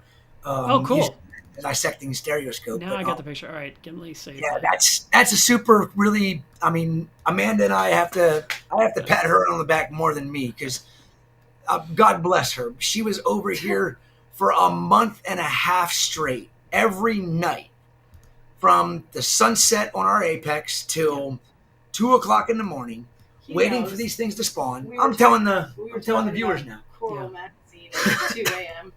Yeah, and the night she decides not to come over because she got discouraged because Carrie spawned. My daughter and I came over, and sure enough, it was the 14th day after the full moon, and I came over to eggs everywhere, sperm in the water, and flipping out. Amanda, Isabel, and I are pipetting eggs off the surface. It was a blast, and that's one of those babies. That's so cool. I'm gonna get this on the screen here in a second. I'm trying to figure. For some reason, it's like I have no idea how to capture this out of a chat. It's so stupid. This is the first time. I'm so excited, guys, and everybody watching, because this is the first time I've actually seen pigmentation in the babies, because they were so tiny, and every time we saw them, we would see this polyp with 6 little tentacles sticking on it, like a stony coral has 6 little tentacles. Now it's developed to the point where we're seeing real pigmentation, Yeah. and that's the next step for us. Is now we get to watch these things grow from literally a microscopic little pinhead Yeah. to whatever they're going to do. And nobody knows anything. This is all so new to science. Nobody knows a damn thing about these corals. Nobody knows how long it's going to take for this coral to become a 1-inch skeleton. Nobody knows how long it's going to take to become a pinky nail sized skeleton. And we're going to be able to contribute to the scientific data with Carrie O'Neill and Lou Show in Australia, the 3 of us, and Don and Lou. Don Gilson of Interfish, he's the owner of Interfish. Lou Show is the doctor that is helping document everything. Mhm. But if it wasn't for Don Gilson and his passion and love for corals and his ability to collect these animals from the wild and bringing them back to his facility and spawn them, Yeah. and Dr. Lou there to guide him through other possibilities to do this, and then Carrie O'Neill Yeah. helping us, because I'm not a scientist. I don't have my degree. I don't have all of that. I've got a lot of experience, and then this is just another feather in my cap. This is something I'm just proud of. Amanda's proud of it. Carrie O'Neill is just like ecstatic about it. Yeah. Didn't mean to hijack the whole packing thing, but I got so excited when she showed me that picture because I could see it on the. This one here is abbreviation is SCA, shot cup ass, Uh-huh. because he literally settled inside of a shot cup, a plastic Yeah. shot cup, and didn't Yeah. move. And that is just it's a cool story in itself, because Yeah. forever this thing's going to have this piece of plastic shot cup stuck to its butt. I don't think I ever want to break it off because it's the perfect thing to. That's right, because that's what it adhered to. Got it. Yep. Yeah. We've actually got 4 others that have settled to a shot cup, but at different parts. Isn't it funny? It picks that you have all those tiles, and it's like, I like this piece of plastic right here. I'm gonna take a nap right here. Well, if you look, there's 2 tiles. Uh-huh. One of the tiles has babies settled on the tile itself. Yep. The other tile you can't see, but there's pieces of plastic glued to that tile, pieces Yeah. of shot cups glued to it, Right. where they settled onto that. Yep. And then there's clear pieces of plastic. We, again, didn't know what we were doing, didn't know Yeah. anything about this. It was all new to science. Had no idea how long it was going to take from the time they turned into a larva Right. to the time when they were going to settle. Some corals will settle as soon as they're a larva within 24 to 48 hours. Yeah. These things took 2 weeks. So here they are swimming around, these little itty bitty wormy things swimming around, and we're like, okay, we put tiles in. When are you going to settle? Mhm. They didn't do anything. And next thing you know, I saw one stuck to the plastic. Yeah. The little- Of course, because plastics in the ocean are normal. We're using little throwaway plastic deli containers. I mean, right. we're trying to be as green as we can be, but we have to use plastic deli containers that we're going to throw in the trash. Yeah. You got to do something. Maybe we'll figure something better out down the road. But I don't know, man. That's pretty cool. Yeah. Okay. So another comment that was here. We're gonna leave this on the screen. I'll just make it a little bit smaller here. Cool. Because it gets all the love from Chris. Chris is super excited. Rather be traveling says, no worries. I would rather buy from someone with ethics, but I'm tired of the size of BS with frags. And I kind of get that feeling too, because I understand. Like, I was at the frag swap 2 weeks ago, and I see lots of little tiny frags, and I won't buy any of them because they're just too small for my tank. if I can't see it from 3 feet away, I don't want it. That's my saying. And Right. I found a couple of decent chunks. I was like, I'll take that, and I'll take that. And I came home with things that were this bigger size, this tall, multiple branches. Like, that'll work. I can put it in the tank, and I can enjoy it for a while before it turns into a full-size colony. Well, one of the things, our aquaculture lineage stuff, especially on the LPS side of it, Yeah. it has to be at least starting to encrust on our frag plug that we get down to before we're going to sell it. Now, our ideal and the way we really want to have it is it fully encrusted over the frag plug so that that coral was, fragged from our mother frag or our mother colony, and we glued it down, and it took another month, 2 months, 3 months, whatever it is, depending on the species, to completely encrust that plug. Yeah. Now, some of the stuff we have such a high demand on, and our first fragments that we ever sold were healed and growing onto the plug, but they were not fully encrusted over top of the plug and growing upward versus just growing outward. Yeah. I need a bigger facility. I mean, if I was to take everything that we had... You don't have enough room in 18,000 gallons? You still don't have enough room. No, and you break it down, that's 72... That's a good farm. 72 square feet times 1, 2, 3, 4, 5, 6, 7, 8, 9, 9. So 72 times 9 in square footage is what we have to grow corals in. Mm. That's sumps and everything. Yeah. That doesn't include the frags that we're healing in our frag system that's in a 32 square foot surface area of space that we're growing fragments in. Right. So, I mean, we've got, that doesn't sound like a ton, but when you're talking about actual space and water volume, it's a lot. It really is. Well, at some point, eventually you'll move and you'll get a much bigger facility and you'll grow even more coral and you'll hopefully have enough money to still eat and, feed the kids. I'll die cutting frags on the saw. Yeah. Chris, thank you so much for this topic. We talked for a long time. We're coming. Oh, wow, 3 hours. Let me take us into our exit part here because this is what we do at the end of the show. I have a suggestion. Yeah. Cut segments out and make some small segments of the video so that everybody doesn't have to go through and listen to the full 3 hours. There's no way I'm chopping this up. This is, you know what? I know it's long and I get it. And I know it's not people's favorite. But at the same time, the people that are listening to these, they're like cleaning their tanks, they're driving a car, they're doing whatever. They always say, I can't believe I listened to this whole thing and there was this little nugget near the end that just dropped, this little Easter egg. And I'm like, that's why it's there for you. It's I want to make sure you make it to the end. I mean, that's awesome. That's awesome. I get it. But so here's the thing we got to remember, or I got to remind everyone, that this is Water Test Saturday. And that means that we need to test our water and make sure that all of our parameters are on track because water tests save lives. And I just wanted to point that out to you guys because if you're not testing weekly, you're doing your reef a disservice. So I'm going to bring this right back to Chris. I just wanted to say that really fast. And I wanted to ask Chris, how often do you guys test water at ACI? A lot. We actually have, we test manually Monday, Wednesday, Friday. But 3 times a week. Yeah, but we test only the things that we can't get from our ICP. So, I mean, what we get phosphates from ICP. Yeah. We get calcium and magnesium. Yeah. But we don't get alkalinity because it's not an element. So we test alkalinity, we test phosphates, we test nitrates. I normally don't do phosphates on all the systems on Monday, Wednesday, Friday. Usually that's just a Friday thing. Yeah.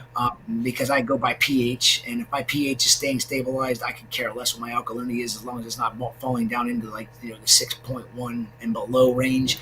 I don't care if it's 13.5 or 6.7. If my pH is 8.3, the corals don't care. Yeah. And I've learned that over the 3.5 years of keeping pH stabilized is it's super important, and alkalinity is minor when less pH important to you. Yeah. Now, you don't have to do water changes, not because you don't want to do them, but because you give away so much water and you're always putting new water in. That is your water change, right? we only pack out of one system. Like I was mentioning earlier in the video, is we take the corals from other systems and we put them into a packing system. Okay. Well, that's wild coral system number 1. Okay. And that system gets the majority of the water changes, but that system also has more soft corals in and more stuff that's going to, have elevated nutrient levels in. So it's the perfect system for us to pack out of. And even though it has higher nutrient levels and higher nutrients than everything else, it works extremely well, and the highest alkalinity of any other system. It's 13.5, and it's been that way for 3.5 years. Yeah. That system gets, all the corals get transferred from other systems into that system, and we pack. So that system gets water changes daily, Monday, Tuesday, Wednesday, Thursday. Yeah. Not on Friday so much. The other systems don't really get water changes unless we're doing something like my What You See Is What You Get tank. I don't do anything to that tank except for have an auto top off on it. And yes, I'm not very smart here. I have Kalkwasser in my auto top off. You crazy man. I am. But I don't actually, I learned my lesson with that system. I don't add Kalkwasser every week. I add Kalkwasser once a month to it and monitor my alkalinity once a week. And as long as it doesn't fall below 8.3 without keeping the pH maintained, I'm happy. Mm-hmm. So the only way I'm going to be really worried is if I overdose the water and I just put fresh Kalkwasser in. Then I'm more concerned. So, but the other systems, I do a water change from the other systems then. So I pick a system, So 1 week I'll do Coral 2. The next system I'll do Frag system. The next week I'll do Grow Out 1, Grow Out 2 the next week, Grow Out 3 the next week. So it's only 250 gallons. So it's 2,000 gallons minimum, 4,000 gallons on the biggest system. Mm-hmm. So it's minimal. I mean, if it's not even 10% a month that I do water changes on my systems because I dose minor and trace elements every single day, all day, 24/7. And there's no need for it. So it's a ton of money. I mean, a ton of money. Yeah. My salt's not cheap. Plus, you don't have to haul as much salt to the back room that way. You know what? It's great. It's about between 250 and 500 gallons a week on average that we make up. And I used to make up, about 20. You got to keep making up salt water. It's not the water changes. It's the replenishment. You're putting in more water. So, you do need a lot of salt anyway. Well, I mean, I only use about at the most 500 gallons in a week usually. Mm-hmm. But I like to keep my salt tower filled up because if a bulkhead breaks, I got 1,200 gallons of water I can add to the system. It's not 2,000. Right. But at least I have enough water I can put it on my tanks to keep water flowing. At least he has 1,200 gallons, y'all. Well, believe me, I've been contemplating a 5,000 gallon mixing vat, so I don't have to mix salt water but once every 3, 4, 5 months. Is your ceiling high enough for a 5,000 gallon container? Or would you look like a silo on a farm? No, I could do it. Actually, at that point, I would probably try to get a hole dug into the ground and sink it under the ground because then, in the summertime, it would get to be like 80, 90 degrees. Right. If it's in the ground, help cool it. It might get to 80 degrees, 75 degrees, 80 degrees because it's like 72 degrees. But it's kind of neat. Yeah. But if you dig too hard, you're going to get some ocean water. Actually, you're just an island guy. You're right there between two bodies of water. Don't go too deep. Whatever, like 60 feet above sea level here, I think is what it is. Yeah, that's what I'm saying. Thanks, Chris. I hear you. All right, let's just end it. Let's let everyone else have their day back. Thank you so much for all your time today. I really appreciate it. Guys, thank you so much for tuning in.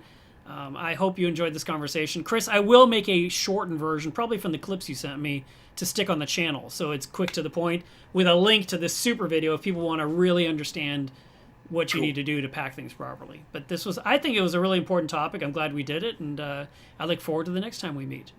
And if you don't see me reply on this, just shoot me a message. I'm very bad at that sometimes. In the beginning, I'm pretty good, but sometimes it takes me a little while. And just message me privately, and I'll happily help you out in any way I possibly can. If it takes me a while to get back to you, I'll get there. Thanks, guys. Have a good weekend. Thanks. Have a great weekend.